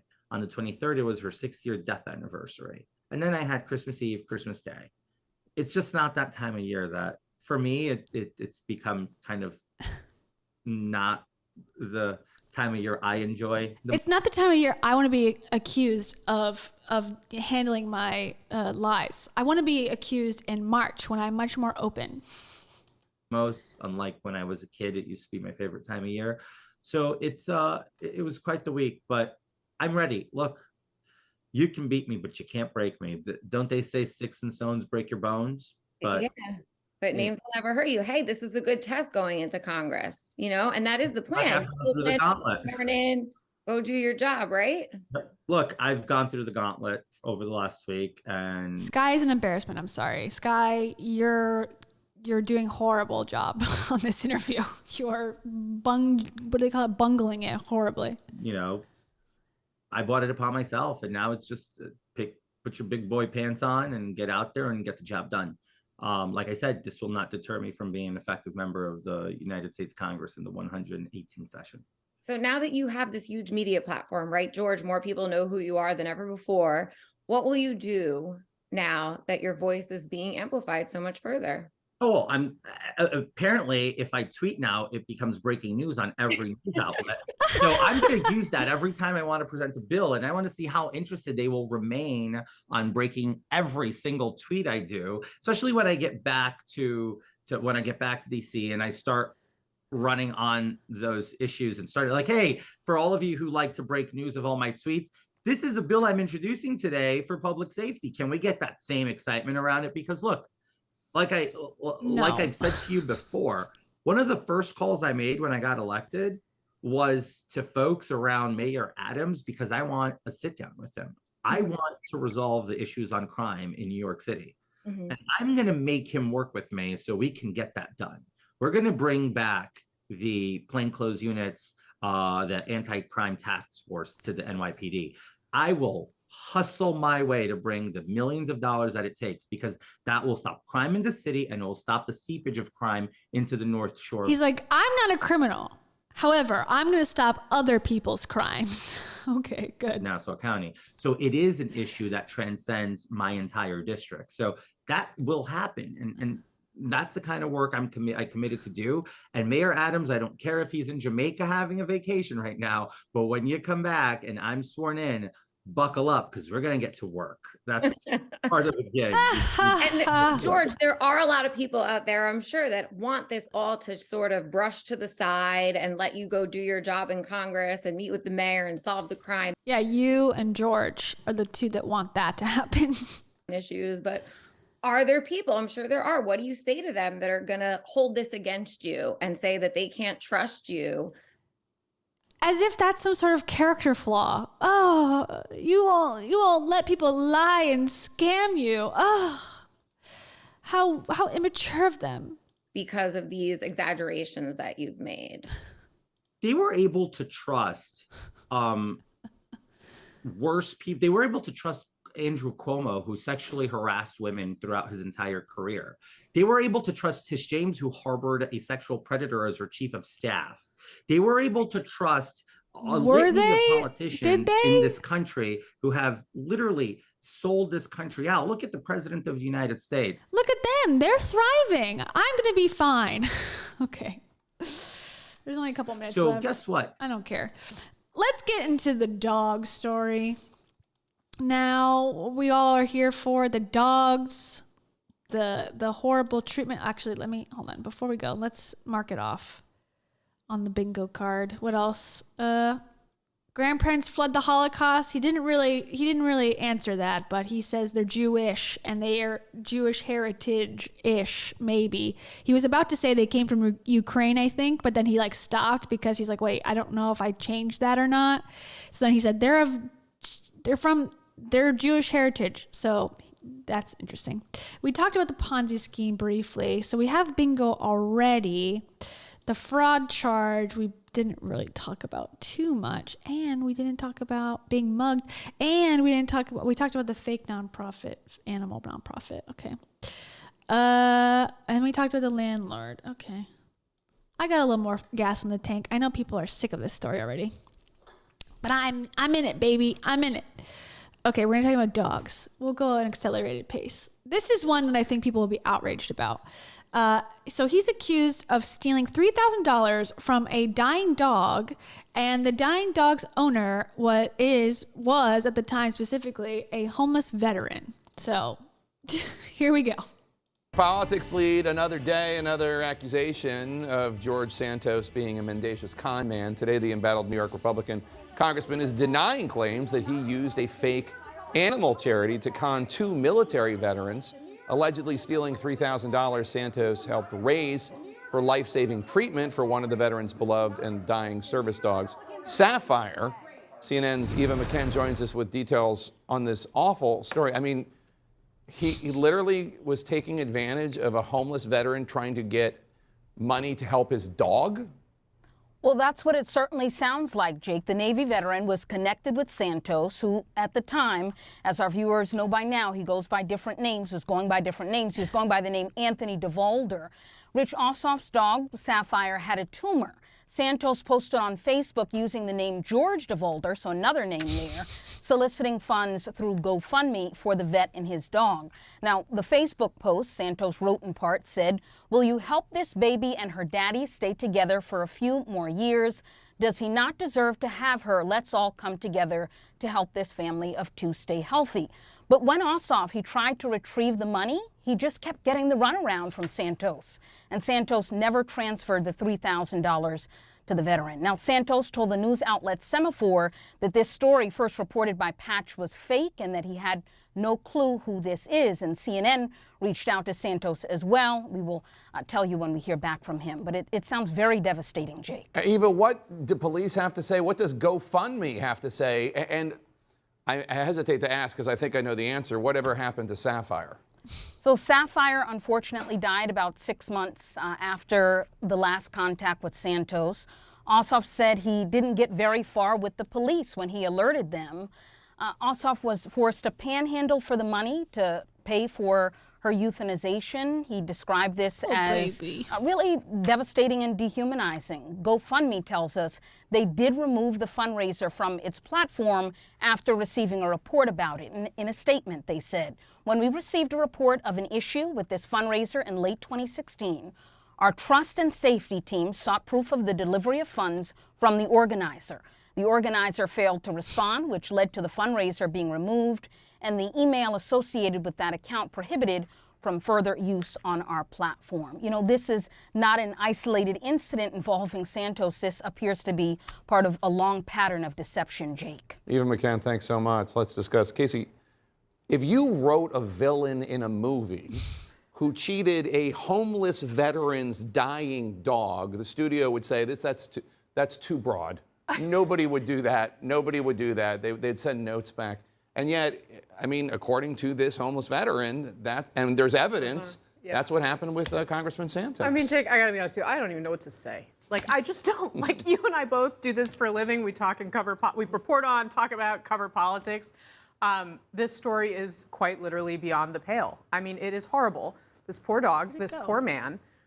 Anyone who's ever been in a situation where they've loved an animal knows what it's like to have that kind of a connection. And in this case, the circumstances just really underscore. I mean, this was all that this man had, and George Santos took advantage of him, reportedly. So there was, I'm thinking about congressional pseudonyms. I'm thinking there's Pierre Delectio, which was when Mitt Romney's burner account. There's Carlos Danger, Anthony Weiner's pseudonym for that Jake remembers. But, well, I'm just saying, like, it comes to mind, and now we have, because Anthony DeVolver, I guess, was his. But Nancy Pelosi forced Weiner to resign. You know what I mean? She's like, no more, this is embarrassing. At what point does this, and I know the margin's thin, but at what point do you think Kevin McCarthy's like, this is such a distraction for what we're trying to achieve? Well, look, first of all, I hope maybe we can have a new GoFundMe. People now know who this veteran is. Maybe we can get some money. Buy him a new dog. Maybe. And if he's a wounded veteran, let's get him some money anyway. If he doesn't panhandle for anything, he should be taken care of. Absolutely. Yeah. And Santos has a right to defend himself, and he's under investigation. There's ethics people looking at some of the things he's done. There's some foreign legal entanglements he's involved in. I think the Speaker's position is let's let that play out. We don't need to jump ahead of that. He was elected by the people of his district, and he has constituents to represent, and so until we know anything else, look, the bigger picture to me is this is a freshman congressman on the Small Business Committee. Yeah. This is not the end of the world. This is not someone who's in charge of nuclear secrets. Yet. So let's let this play out a little bit and find out exactly what has happened, and then I think either Congress may take a role in that, the Ethics Committee, or the voters are going to take care of it eventually. Played out. Okay, and then they're just going to get their opinions. But yeah, that was a pretty sickening part of this. Here is the Facebook. Hold on, let's see.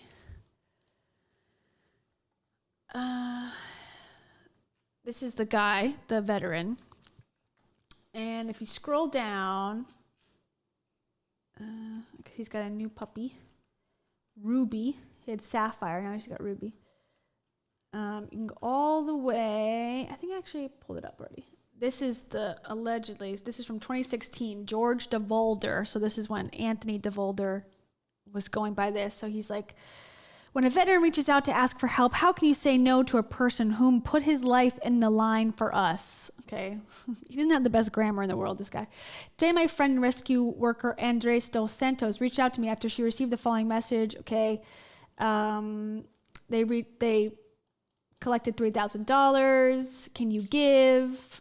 Okay, now this comes from his account. Now, who knows if this is true, but this is from 2017 time frame, and it has his picture there, and it has a bunch of animal-related things, which would make sense given the timeline. And he still has his name. Now, this is Anthony D. Santos raising money for other animals. It seems like this is sort of a way that he got to collect funds. I don't know why. I guess because he has no morals at all.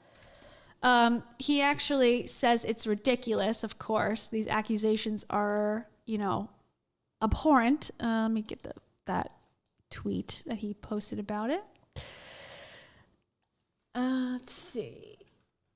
This is what he had to say. Okay. And he really downplays how sickening this would be. The most recent obsession... Oh, wait, that's him being a drag queen. The most recent obsession. The reports that I would let a dog die is shocking and insane. My work in animal advocacy was the labor of love and hard work. Over the past 24 hours, I've received pictures of dogs I helped rescue throughout the years, along with supportive messages. These distractions won't stop me. And then someone said, there's a Facebook post from 2016 documenting the allegation that George Santos stole from a dying dog was made 7 years ago under one of his fake aliases and long before Santos was even in the news. Okay, and then it shows a screenshot. It says, to everyone who helped me and Sapphire raise the money for her surgery, I'm sorry to say that we were scammed by Anthony DeVolder and Friends of Pets United, FOPU, through a series of bad veterinary contacts and subterfuge regarding payments. Sapphire has not received veterinary care, and her growth is 3 to 4 times bigger than it was when the campaign was fulfilled. She is facing euthanasia within months. So good guy. Really good guy.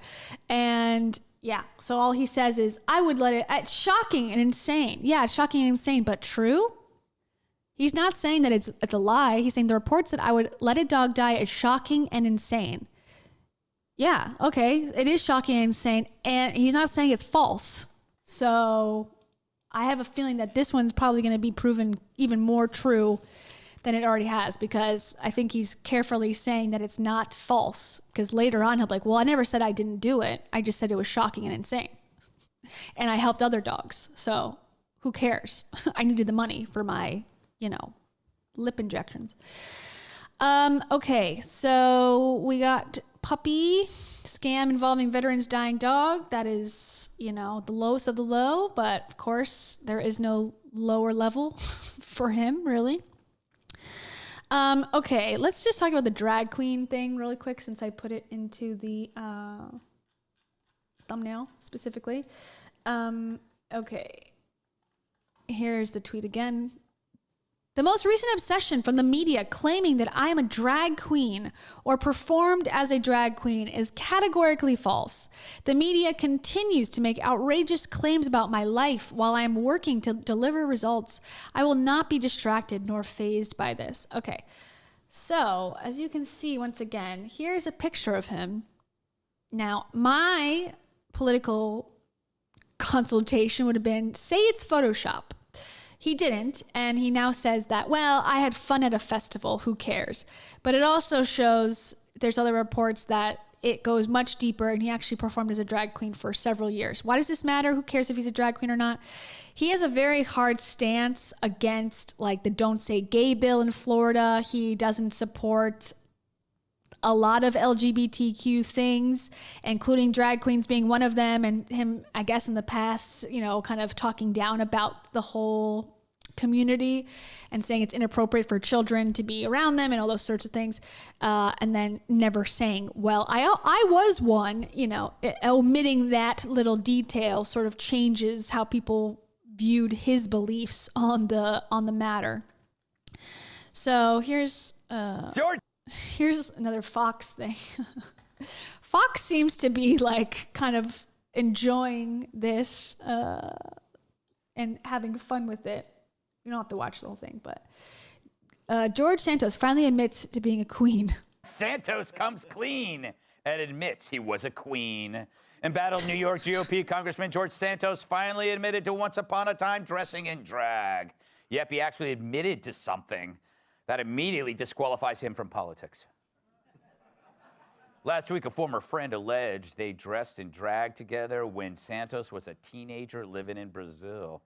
Wow, teens in Brazil grow up fast. I didn't start dressing in drag until I had to co-host Outnumbered. By the way, yeah, that's me. My outnumbered name is Ashley Van Periwinkle. I can talk about any topic, so call me. Anyway, this weekend, reporters caught up with Santos at the airport before he could pre-board with a fake neck injury. Who hasn't? But I wonder if he was young and had fun at a festival and whether we should sue him for having a life. Young and I had fun at a festival. Sue me for having a life. Amen, brother or sister or whatever. Okay, so that's the whole thing. And there's other pictures. There's like, evidence, I guess, or at least the assertion that he performed for years as a drag queen. It was very involved in the community in Brazil and seemed to have no problems with it until he came to the United States and became a true-blooded American. And now all of a sudden he's got an issue with it. That's the very quick and dirty version of that. Now, I already basically told the Parents Survived 9/11 story. He still has on his website that his mother was in the tower, South Tower, when the attacks happened, but she survived. That wasn't true. She was in Brazil, according to documents during the time. And he said she died a couple years later after the attacks from cancer. She actually died 15 years later. I don't know how it would be related to 9/11 at that point, and especially because she wasn't even in the country. So that was just a lie for no reason. He also said, actually, okay, let's watch this. Well, you know what This one was a good one. This goes through a lot of different things. Here we go. We're getting all the different outlets tonight. You know what we say here at All In? If it's a day ending in Y, it's a day with yet another story on how something Republican freshman George Santos said about his life never actually happened. Now, today it's his claim, which itself grew out of a whole bunch of other apparent lies he had to defend. But his claim was that his mother was, quote, in her office in the South Tower on 9/11. She survived the tragic events, but passed away a few years later when she lost her battle to cancer. Okay, that was his claim. His mother passed away actually 15 years later in 2016, at least according to his Twitter feed. But the claim was his mother survived the attack on the South Tower and then died from the inhalation. Now, newly uncovered records show that not only was his mother not working in the World Trade Center on 9/11, she wasn't even in the United States. According to immigration records shared with NBC News, she left New York for Brazil in 1999 and wasn't readmitted to the U.S. until 2003. NBC News reached out to the office of George Santos for comment on... It's so easy to prove that. Like, oh, would she come in illegally? She better not have come in illegally because that's his biggest platform is illegal immigration is the worst thing that's ever happened and that we need to build the wall. That's what Santos's whole Twitter feed was for like the last year. So if she came in illegally to work in the South Tower, that is going to be a problem for him, which I don't think happened, but, ironic. The apparent fabrication of his mother being in 9/11, we haven't heard back. His claim that his mother was in the World Trade Center on September 11th is still on his campaign website. Now, Congressman George Santos is a liar. That seems pretty well established now. But before he was ever a candidate for office, a whole bunch of news stories suggest he was just a kind of compulsive serial small-time grifter with a trail of alleged scams so lengthy. Get this. 10 former friends, coworkers, and acquaintances of Santos have formed a group chat to compare notes. That's according to Patch.com. Now, one person in the group chat is a Brazilian woman. Her name is Adriana Correia. She is pictured here with Santos in 2014. Now, she told Patch that Santos lived with her in Brazil and her family for a time and then in New York. First, quote, Correia noticed cash she had in the apartment beginning to disappear. Then Santos told her, quote, the neighborhood was very dangerous and he should hold her jewelry for her. Correia says that she never saw the jewelry again. Jewelry thief. She's not the only one who says she was scammed by Santos. Rich Ostoff is a disabled Navy veteran who suffers from PTSD and bipolar disorder. Back in 2016, he was homeless, living in a tent in New Jersey. He needed help paying for cancer surgery for his beloved service dog, pictured here, Sapphire. Ostoff says a veterinarian technician referred him to a pet charity run by Anthony DeVolder, a name that George Santos has gone by. That charity set up a GoFundMe for the cancer-stricken dog of the homeless wounded vet, Sapphire, which raised $3,000. But Osthoff says when it came time to pay for the surgery, he never got the money. He just started coming up with all these excuses. I had to do things his way. And he started laying a guilt trip on me, like if this was taking so long and it was my fault. I knew he was ripping me off, and I knew that he was mining my dog and my friends' and family's hearts for their money. He said that was offensive. He'd never been so offended by anything in his life. And after that, it was just, he was just totally unable to be talked to at that point. And then he just quit answering calls. Took down, he unfriended me on Facebook or whatever, or he deleted his Facebook page. The GoFundMe went away completely. He took that right down off the internet, and he was gone. He was conniving, and he was almost too nice. I knew there was something up with him. You could see the devil behind his eyes. She might even still be with me today. She would be 16 now. That's right about when a dog's lifespan is up. I'm gonna skip over this part because he talks about like his own personal struggle with mental health. And well, should I? Okay, trigger warning. I'm not going to skip it because I think it's important that we start having these conversations as a whole. But if suicide is something that you do not want to hear about, trigger warning, that's what he's about to talk about. So it's his fault that she passed as early as she did. I do think that she could have been taken care of. There could have been more veterinary care, something to prolong her life. Even if they couldn't remove that thing, she could have been more comfortable. Could have given her drugs or something like that. But he's responsible for the dog being in pain. He's responsible for her suffering. And he almost was responsible for me committing suicide. That was how hard it hit me. I bet. Rick Osthoff says he doesn't want the money, he just wants justice. George Santos didn't respond to NBC News, but he told Semaphore that the story isn't true. I'm joined now by Marissa Kabas, an MSNBC columnist, Long Island native, who have been covering this saga in her newsletter feature, The Daily Santos. Every day, there's a lot. That story is really something. In the hierarchy of like political optics, this really feels like it's up at the very top.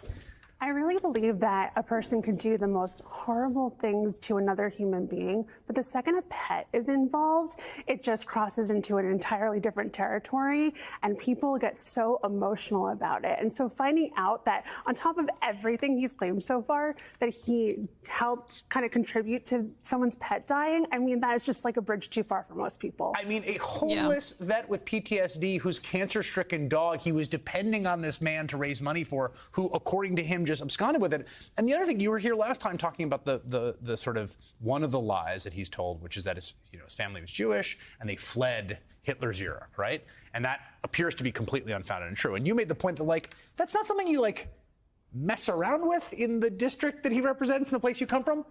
Same goes for 9/11. Yeah, but I think it really plays into him trying to create this avatar of what the perfect candidate from New York 3 is going to be. Right. So, like, for example, in my town, there's a street named after someone who died in 9/11. It's very present in the district, and so many people were lost that day. So it sounds like, to me, he was kind of sitting there Googling, Wikipediaing what happened in this district, what happened nearby, and like, how can I bring that into my life story? That is such a great point. Like, yes, it's, and you have this reporting, which is really interesting, where you suggest that it's possible. We've had you here on the Baruch volleyball story, which is my favorite thing ever, right?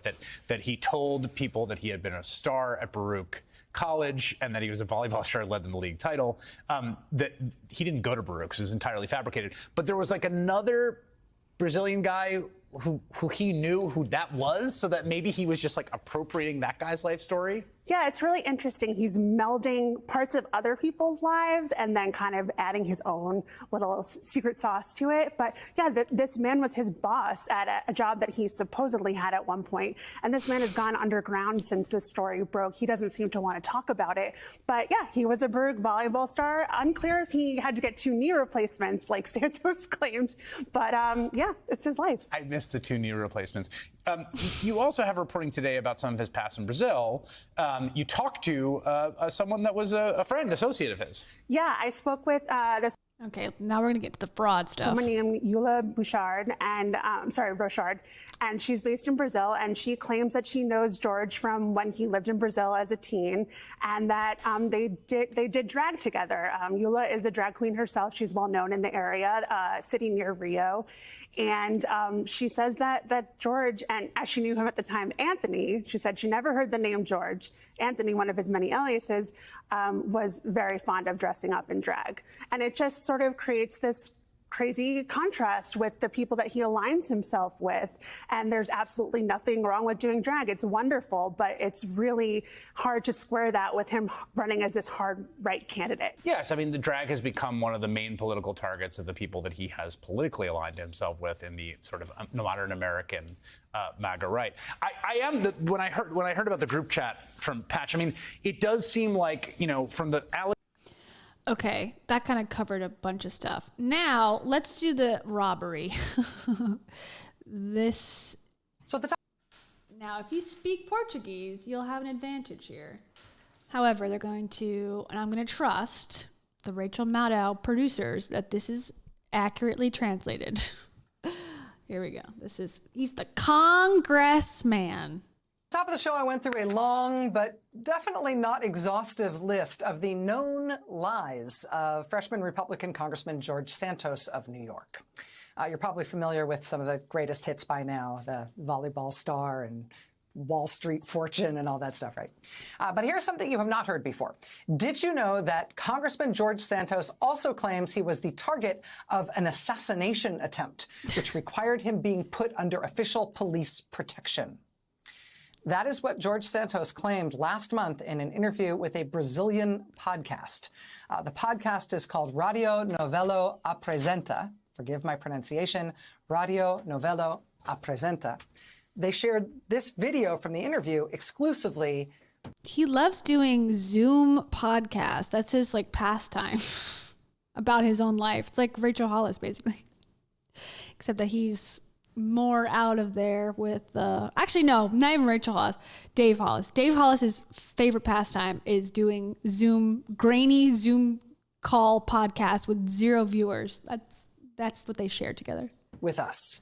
So you won't see this anywhere else, but I want you to see it. In this interview, then Congressman-elect George Santos is speaking with the hosts in Portuguese. So we have subtitled it. He starts off talking about an alleged act of vandalism, which he says was targeted at him simply because he's a Republican. But then in the midst of that, he says, oh, also someone tried to murder him. I don't think by walking down the street you would think this guy was a Republican. I'll just say that. I don't think he fits the bill. So how would they know? It's like a Jussie Smollett, situation only for that to be true. Okay, so here it goes. In January 2021, my home was vandalized. My husband and I, who I still have not seen who that is, my husband and I had gone to a New Year's Eve party. Em janeiro de 2021, a minha casa sofreu vandalismo. Meu marido e eu, a gente tinha ido para uma festa de fim de ano, em 2020. In 2020 in Florida. Okay, of course. Na Flórida. Vou para uma festa de Réveillon com meu... I'm going to a New Year's Eve party with my husband. We go back to our house. It was vandalized because we were at a Republican party. Meu marido, a gente volta à nossa casa, foi vandalizada porque a gente estava numa festa republicana na Flórida, em dezembro de 2020. Então, é aquilo. Eu já sofri vandalismo, a gente já... Okay. In Florida in December 2020. So that's it. I've experienced vandalism. We have already suffered an attempt on my life, an assassination attempt. Dezembro de 2020. Então, eu já... Okay, you've heard him speak now. A threatening letter having to have a police escort standing in front of our house. Okay, yeah, I'm sure. We have already... Parado na frente da nossa casa. We have already suffered an attempt on my life, an assassination attempt. There was an assassination attempt, really. Then Congressman-elect George Santos did not elaborate on his claim in the interview. We have tonight reached out to Congressman Santos's office. to get more information about him saying that he was the victim of an attempted murder, and getting New York police protection at his home as a result. There ought to be a record of that sort of thing if it happened. We've inquired about this claim from him. We have not heard back. We do live in hope. Mr. Santos did offer more detail about a different act of violence he says was committed against him. In this interview with the same Brazilian podcast, he said he was the victim of a very, very, very brazen mugging in the middle of the day, in the middle of New York, one of New York City's busiest thoroughfares. Okay, yeah. So if you're from New York, I mean, basically when I was there a month ago, any time of day that we walked around, including, you know, in the morning hours coming back from Brooklyn and stuff, there's people everywhere at all times. So at night, I could say, okay, you got mugged and robbed. That's possible. There might be a witness or two still. But broad daylight, anywhere we went in broad daylight, there was like at least 15 to 20 people. So the fact that he's about to claim that he was attacked and his shoes were stolen and his like watch was stolen, like all this, like how would you get your shoes to be stolen in a broad daylight mugging? The point of this is that his platform, his, you know, voting, why people voted for him, his political platform is very tough on crime, ironically.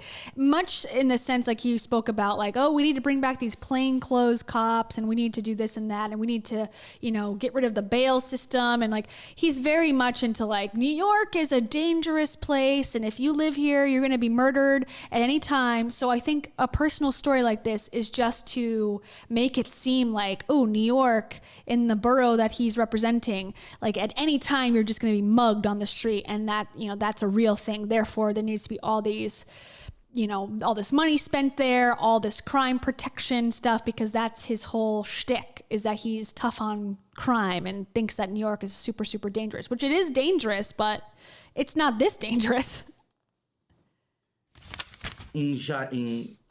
No verão de 2021, okay, it says, no meio in the summer of 2021, in the middle of Fifth Avenue with 55th. da Quinta Avenida com a 55, eu fui assaltado por. I was mugged by two men before asking any. And also, there's no police report, by the way, so that's also leading to that it's not real. Because why, if he's got a police escort in front of his house because of an assassination, why would he not feel comfortable going to the police?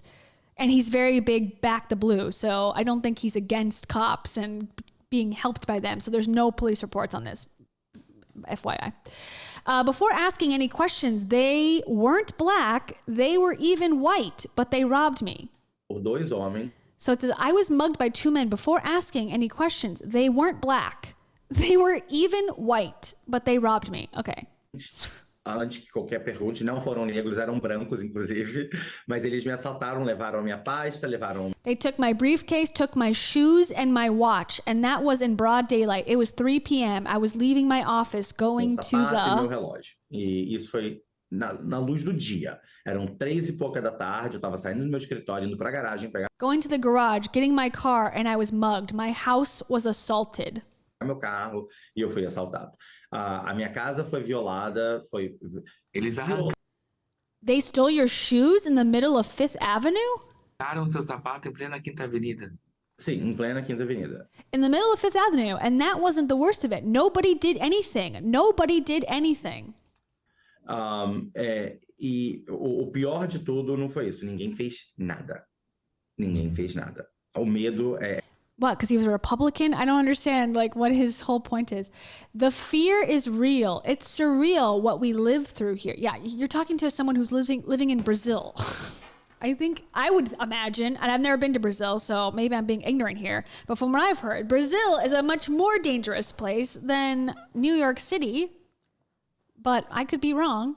É real, é surreal que a gente vive aqui. It is surreal what we live through here. Yes, surreal is one word for it. I love that the podcast host interrupts him there. Santos says, it was 3 p.m. I was leaving my office, going to the garage, getting my car, and I was mugged. They robbed me, took my briefcase, took my shoes and my watch. The host then interrupts him and says, they stole your shoes in the middle of Fifth Avenue? Really? Yes. The podcast hosts actually say they later asked George Santos for the police report for his mugging on the corner of 5th Avenue and 55th Street at 3 p.m. in the middle of the day when they took, among other things, his shoes. But they say they never heard back from him when they asked for the police report. We have also asked Congressman Santos's office for that police report. We will let you know if we hear anything. It's so real, what I'm saying. It's so real that it could be fiction. We've also put in a records request with the NYPD for any police report that matches what Mr. Santos described. We live in hope.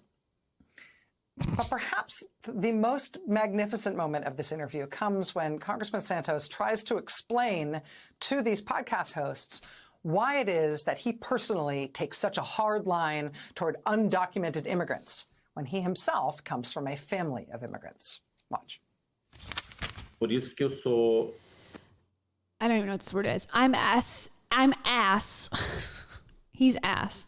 I'm acidly critical of people who want to start their American dream and that journey, and Acidamente crítico de pessoas que querem iniciar o seu sonho americano e aquela jornada e querem ensinar ela want to start it the wrong way. I think like this: the United States was created on immigration. de forma errônea. Eu acho assim, os Estados Unidos foi criado em imigração. Foi criado. It was created on immigration, on diversity. I strongly encourage people who want to come here to do it, but I also encourage it to Em imigração, em diversidade, eu incentivo extremamente as pessoas que querem vir para cá a fazer, mas eu também incentivo que isso seja feito de forma be done correctly, because I think so. Imagine starting, okay, yeah, this is the best part. Imagine starting a relationship with a lie or someone doing something wrong, right? correta. Porque eu acho assim, imagina você iniciar um relacionamento com uma mentira ou com fazendo uma coisa errada, né? So I think do not. It is not beneficial for me or you in this relationship. That's good advice. Good for thee, but not for me. Don't lie when you're starting a relationship. Então eu acho que não é beneficente nem para mim, nem para você, né, nesse relacionamento. Então eu também I'm assiduously critical of people. Assiduously. Okay, assiduously. I'm going to look that up. People who want to start their American dream the wrong way. Imagine starting a relationship with a lie. Imagine starting a relationship with a lie. When you're trying to not get caught lying, the best thing to do is just, double down on stuff. Okay, mugged on 5th Avenue. We got him. Okay, I showed you the tweet from Sam Bankman. He just thinks that he's, needs to be held accountable for his fraud. Let's see, eviction. Evicted. The Hannah Montana thing.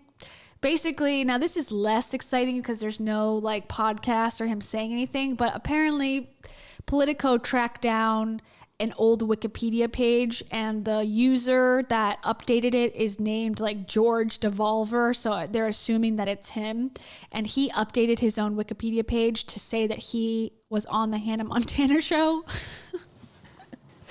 That's where that comes from. So it's he's not saying yeah, I was. I haven't heard verbally him say that, but apparently they tracked it down, and Politico believes there's enough proof there based on his posting that it could belong to him. And why else back in 2015 would anyone care about this guy other than himself? And that's his fake name. And then the fraud charge. Okay, let's see. What's the best video for that one?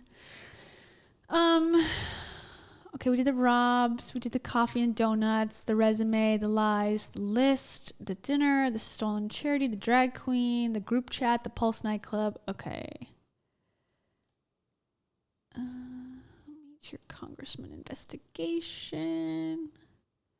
What's this one? New York State. Let me read this one. It's good. Attorney General Letitia James announced Thursday that she's opening an investigation into Congressman-elect George Santos, who has been accused of fabricating parts of his life story. The Republican was elected in November to represent New York's 3rd congressional district on Long Island. He came under fire after the New York Times revealed Monday that many details about his life, including his job history, education, and finances, appeared to be a lie. Santos responded to all of this on Twitter Thursday, saying, in part, "I have my story to tell, and it will be told next week." He went on to say that he remains committed to deliver the results he campaigned on. They all say For more that. on this, I am joined by CBS News political correspondent Caitlin Huey-Burns. Caitlin, how serious are these allegations? Hey, John. Well, some of these allegations deal with, lying about a resume. So where he went to school, where he worked. CBS News has independently confirmed, big deal. Talking to Wall Street employers that he claimed to have worked for, no records or not being able to confirm, they told us, his employment there. We have also been in communication with 2 universities he claims to have attended, and they also have told us that they don't have a record of his attendance there. And then there are potential questions of legal exposure, questions about his finances and what he has claimed on his reports to the Federal Election Commission. So there is a lot to dive into here, whether it's, facts about his life and resume, and then also what he may be open up to legally. But I will say that experts we've talked to in terms of ethics on these kinds of things say that they've never really seen anything like this before. Yes, you've had members of Congress or candidates exaggerate their resumes, exaggerate, things they've done in the past. But when it comes to, these allegations of lying on pretty much every measure, this seems unprecedented. And Caitlin, often in these cases, when the sweater thread starts to get pulled, the entire garment comes apart. And you've already articulated there several, at least 2 sleeves are gone. But have people started to come out of the woodwork and say, oh, sure, and add to this story? Well, what's really interesting here is that he has left a pretty long trail. He's been pretty prolific on Twitter in the past and on social media. So there are claims that he has made on social media or through various interviews that he did while running for office. He ran for office twice, that have given us, items that he has claimed to then dig into. One of those items happens to be around 4 months. Thank you. You're the worst. Celebrating 4 months of membership.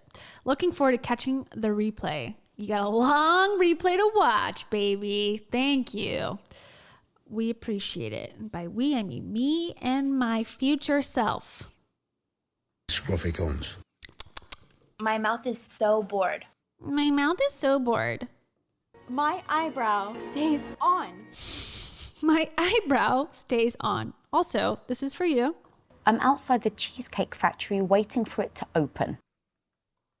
There you go. Thank you. You are the worst. Thank you very much. And enjoy the membership. I'm glad you're enjoying it. I hope you're enjoying it, I should say. I shouldn't assume, I hope you're enjoying it.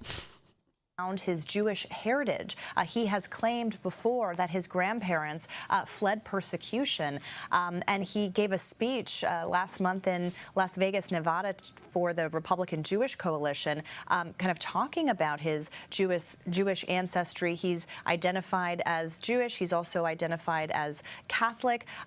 So there are questions here when it comes to using items on your resume to promote yourself forward in politics.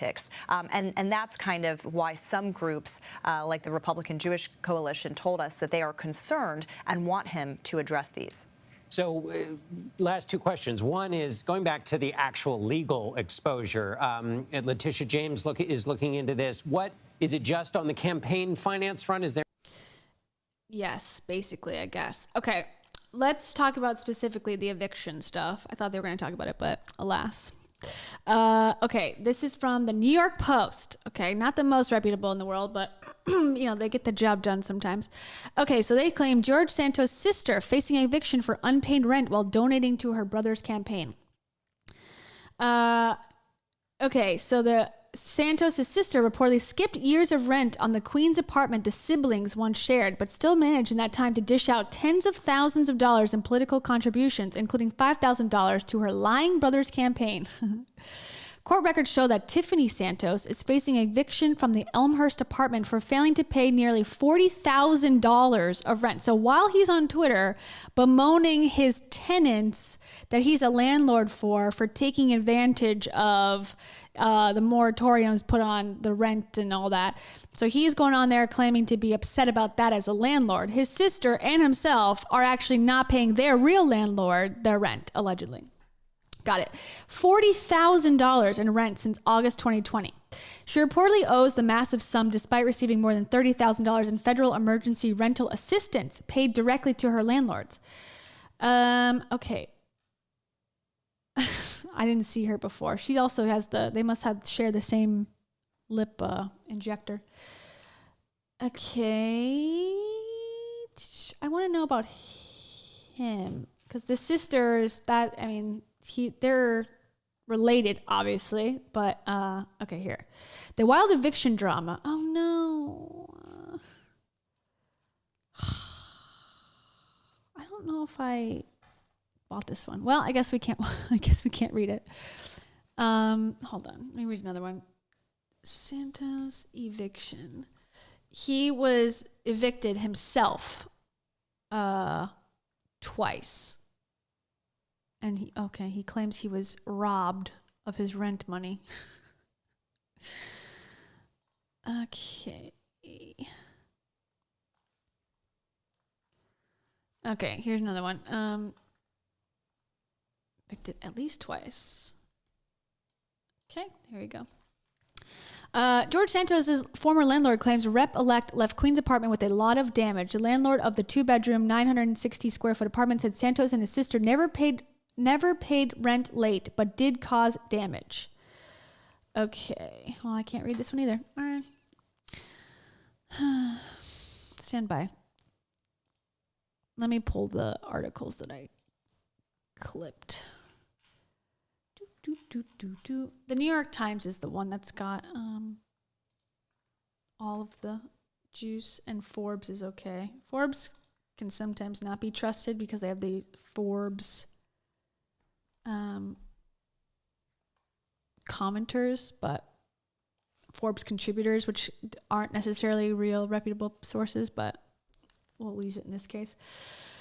Okay, it says the Times reported that Santos has had previous eviction cases against him, and he now says a judge did indeed order him to pay more than $12,000 to a former landlord in Sunnyside, Queens, which he says he owed because he was in medical debt following his mother's fight with cancer.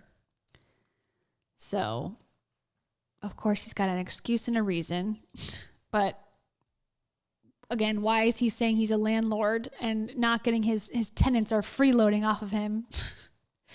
When in reality, he's not paying his rents because of his debts.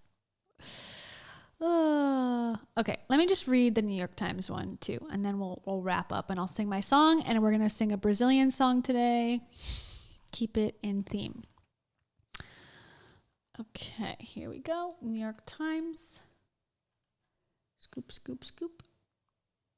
Okay, we'll just do a recap right now. Make sure we covered all of the bases. We got all of it basically, but can't be too sure. Okay, so he didn't work there. He didn't go to college. He didn't have the charity. Okay, he's got $1 million from his own thing. Okay.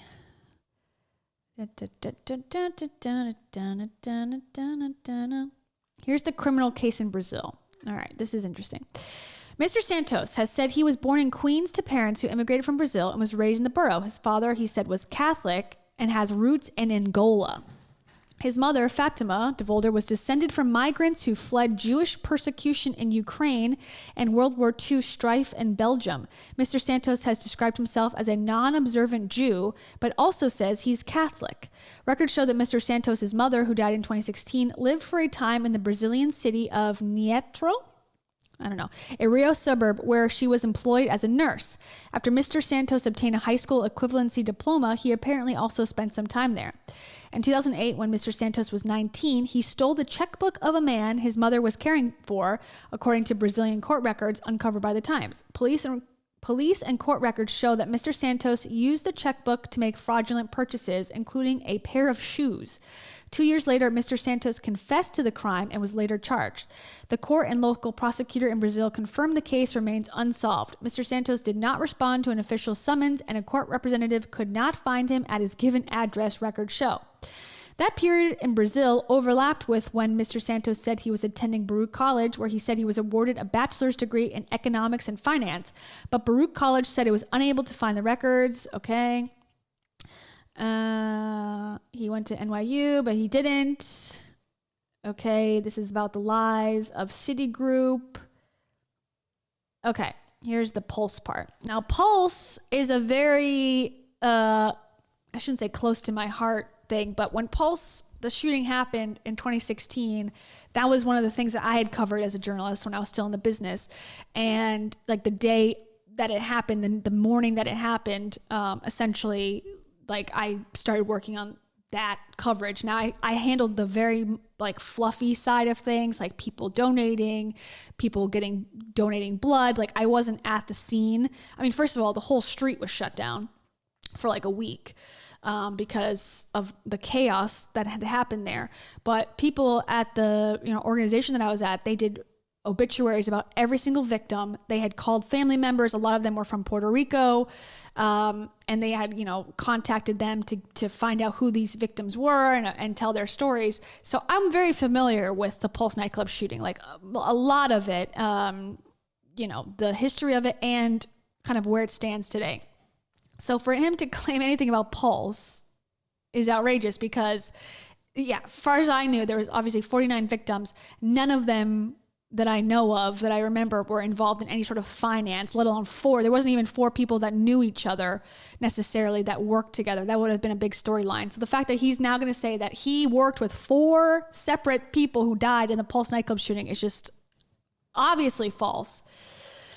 But anyways, okay. He has also asserted that his professional life had intersected with tragedy. He said in an interview on WNYC that his company, which he did not identify, lost 4 employees at the Pulse nightclub shooting in Orlando in June 2016. But a Times review of news coverage and obituaries found that none of the 49 victims appeared to have worked at the various firms named in his biography.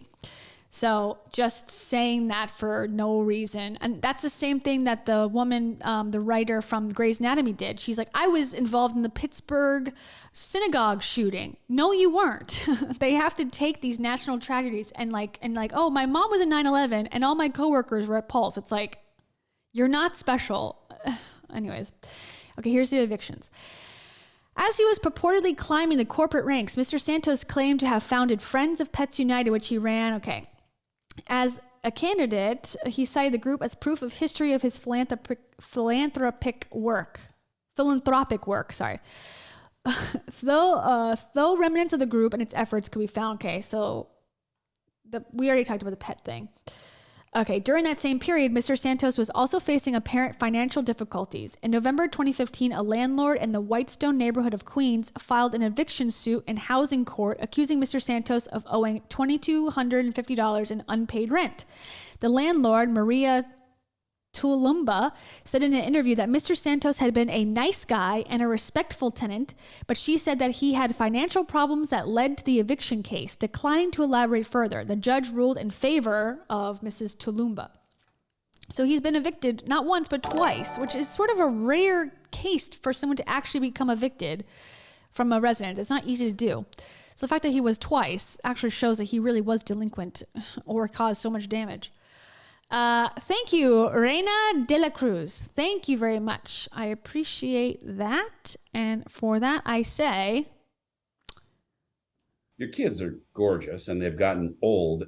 And also... Oh, I love that sound. We just needed some comedic relief for a second. $18 stinking. Thank you, Reina de la Cruz. Thank you. And also, you said party horn, so I'll play the party horn as well. Woo. My mom was on the Titanic. It's funny. Okay, in May 2017, Mr. Santos faced another eviction case from a rent-stabilized apartment in Sunnyside, Queens. Mr. Santos' landlord accused him of owing more than $10,000 in rent, stretching over 5 months, and said in court records that one of his tenants' checks had bounced. A warrant of eviction was issued, and Mr. Santos was fined $12,000 in a civil judgment. By early 2021, Mr. Santos was becoming vocal on housing issues, but not from a tenant's perspective. During New York's pandemic-era eviction moratorium, Mr. Santos said on Twitter that he was a landlord affected by the freeze. Quote, "Will we landlords ever be able to take back possession of our property?" he wrote. Mr. Santos said that he and his family had not been paid rent on their 13 properties in nearly a year, adding that he had offered rental assistance to some tenants, but found that some were flat out taking advantage of the situation. This, the hypocrisy drives me insane. It's just so, how can you live with yourself? Okay. Santos had not listed any properties in New York on required financial disclosure forms for either of his campaigns. The only real estate that he mentioned was an apartment in Rio de Janeiro.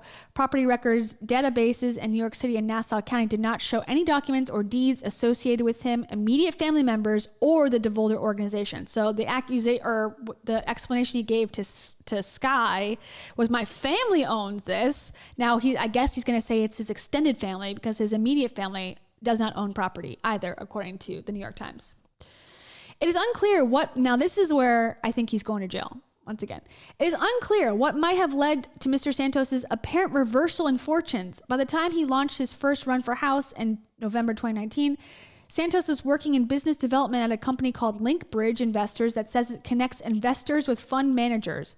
Santos eventually became a vice president there, according to a company document, and a May 2020 campaign disclosure form where he declared earnings of $55,000 in salary, commission, and bonuses. Over the next 2 years, Santos bounced between several ill-fated ventures as he ran for Congress. He moved from Linkbridge to take on a new role as a regional director of Harbor City Capital, a Florida-based investment company.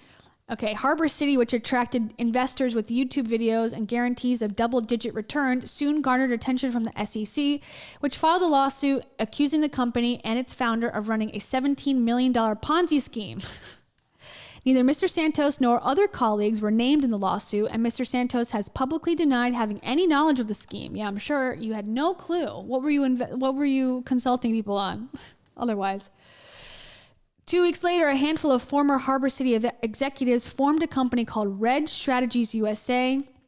Corporate filings listed the DeVolder organization as a partial owner. So again, he's claiming he has no idea that it was a Ponzi scheme, yet all the people who left the Ponzi scheme company have been involved with his new company.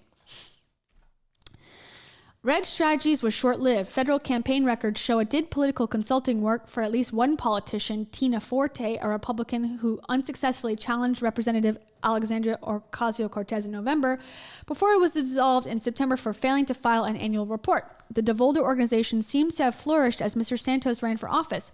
According to Mr. Santos's disclosures, his work there earned him a salary of $750,000. By the time it too was dissolved, also for failing to file an annual report, Mr. Santos reported that it was worth more than $1 million. Now, once again, doesn't have clients, allegedly. How are you making money? Doing what? It's over our heads. Yes, Emily, it's totally over the average American's heads, and apparently of the government's too. Because that is some mystical money-making scheme right there. Okay, so he won unexpectedly. Okay, here we go. Okay. We're just talking about Trump stuff. We kind of talked about that already. Okay, and while he previously boasted that he attended the January 6th rally, but he has said not the riot. He just went to the rally, not the riot, guys, okay? Santos went, he said, to the rally. In support of Mr. Trump in Washington, he has since ducked questions about his attendance and a prior claim that he had written a nice check for a law firm to assist some rioters with their legal bills. Mr. Santos' improved circumstances are evident on the official financial disclosure form he filed in September with the House of Representatives, though the document still leaves questions about his finances.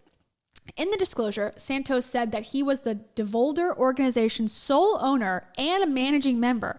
He reported that the company, which is based in New York but was registered in Florida for some reason, paid him a salary of $750,000. He also earned dividends from DeVolder totaling somewhere between $1 and $5 million, even though DeVolder's estimated value was listed in the same range. Which, again, does not make sense. The DeVolder organization has no public-facing assets or other property that the Times could locate. Santos's disclosure form did not provide information about clients that would have contributed to such a haul, a seeming violation of the requirement to disclose any compensation in excess of $5,000 from a single source. Okay, there's red flags there, obviously. The Times attempted to interview Mr. Santos at the address where he is registered to vote, and that was associated with a campaign donation he made in October, but a person at that address said on Sunday that he was not familiar with him. Material omissions or misrepresentations on personal financial disclosures are considered a federal crime. Okay, here's the crime part.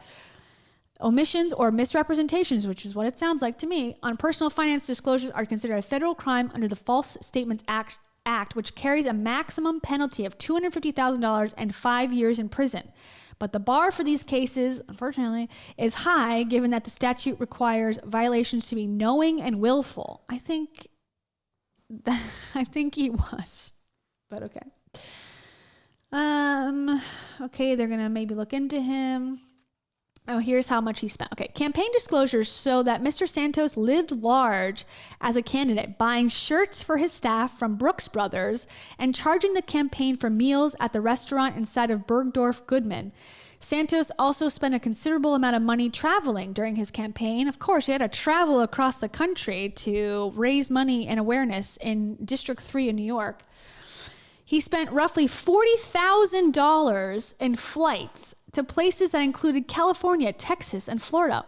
All told, Mr. Santos spent more than $17,000 in Florida, mostly on restaurants and hotels, including at least one evening at Breakers, a 5-star hotel and resort in Palm Beach, 3 miles up the road from Mar-a-Lago, Mr. Trump's private club and residence. Okay.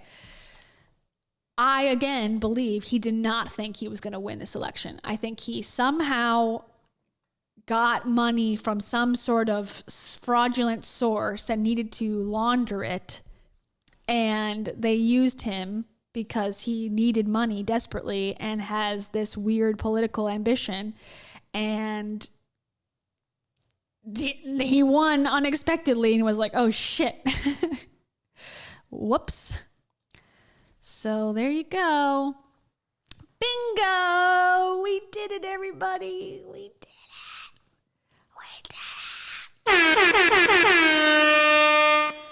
Oh, yeah.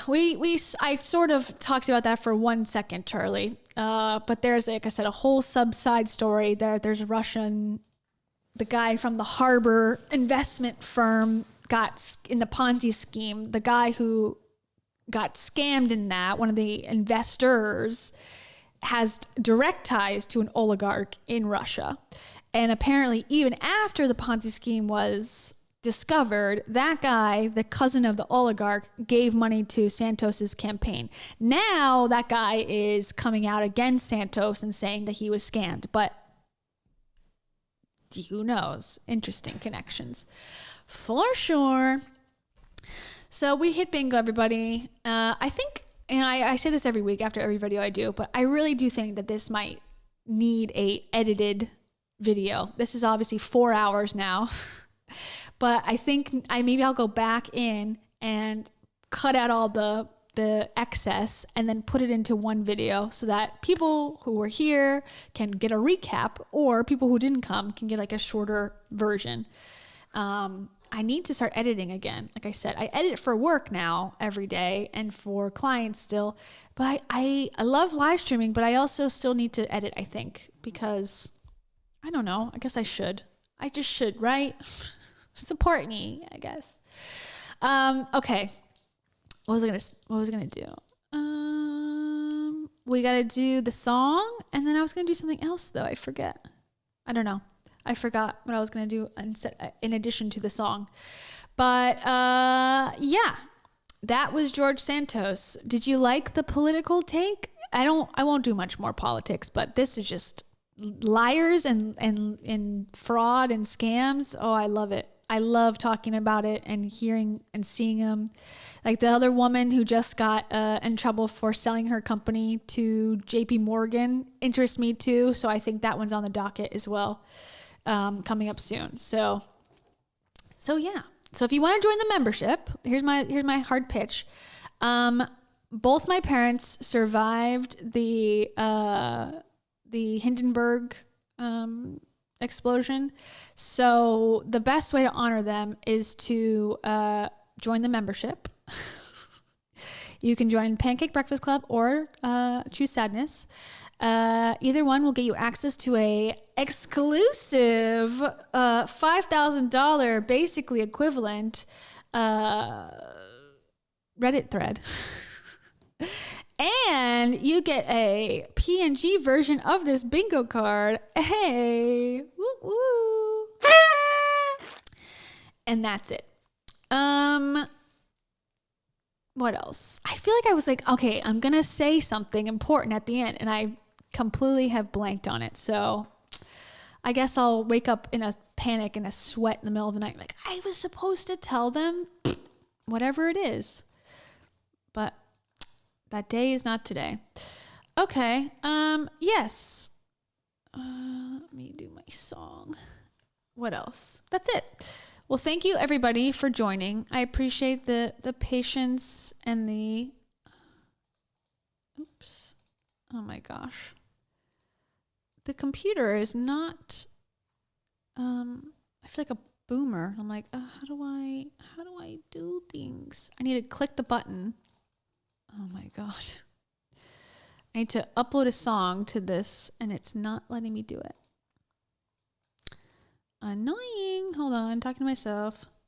Like I said, when it becomes hour 3 plus 2.5, I go insane. Yeah. They survived Hindenburg, and by them I mean their parents who were holding their eggs and sperm. So therefore, they did survive. They were nowhere near it, but you know, it still counts. Oh, I love it. I died on the Challenger. That's why I'm running for Congress. Same. All right, everybody. I'll see you again probably next week, if not earlier. And then we'll do this again and we'll have fun and we'll scam and we'll scheme and we'll fraud and we'll fight and we'll be free together. Peace. Goodbye.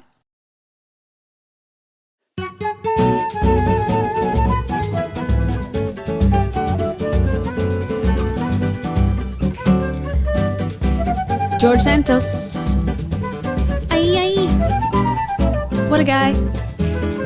Rainy Cannon is a wagon around the town. Oh God. This may be a hard one to sing. Rainy Cannon.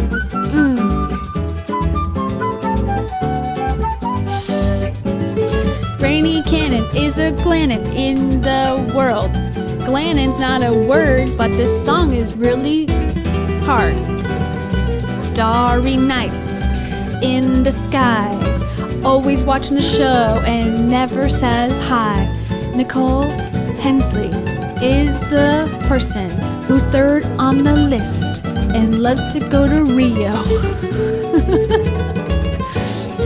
Just like Emilio, yeah, and Jerry, they are really jolly and free, like Nicole Campbell is and will be forever. Not committing frauds like George Santee and Charlotte. What can I say about Charlotte? They are a person on the list. They will never be missed because they're here and supporting and we like them. Just like Laura Wallace, always flawless because it rhymes and it makes a lot of sense. Just like Angela Arnold, Don't be startled. I said your name because you're here and you're playing the game of the Pancake Breakfast Club song. The perception trainer. Don't use the strainer when you're pulling the noodles out of the sink. Marley Hannon. Not to be confused with Molly Shannon. She's on lots of different shows. A console needs to be told that they're a handful. That doesn't really rhyme with console, but that's okay, because Charles Marie will take it away. Alaska Blood Tundra is lots of fundra. Likes to watch the show with the mute button on. Why? Because Crystal G listens to it on level 3, which is a good medium volume to listen to. Like Kimberly Casse is bossy. She's gonna tell everyone what to do. Alice in Wonderland 66 is trying not to be a Jeep. Censor button. Meow. Okay, back to this song. Love this song. It is not difficult whatsoever. Hey, Louise V. Louise V is looking for that free. They love it when it comes to thee. Just like Joms is so funny. The chat with you is what makes it so much better for me. And Kimberly Harris smiles.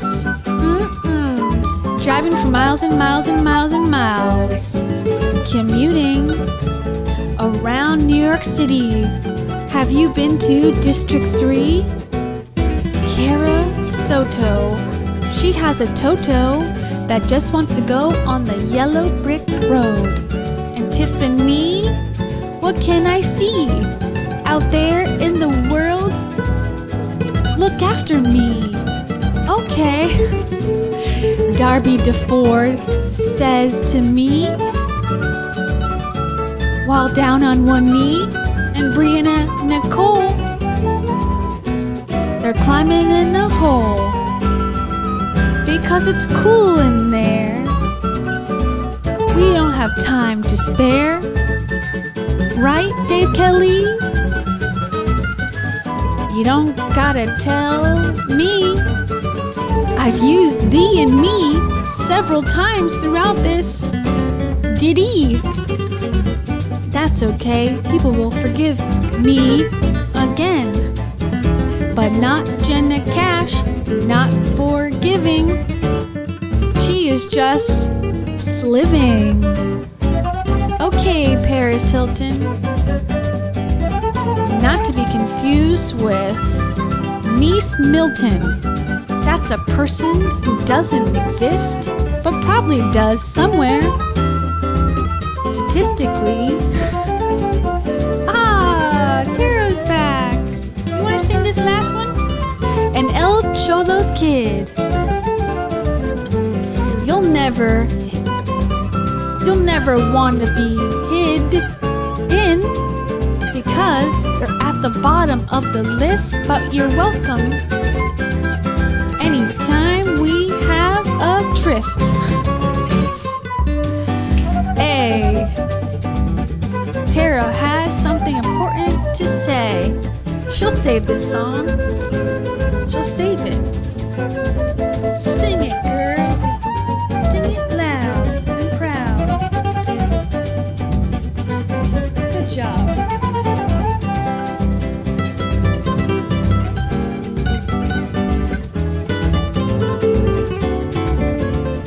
More.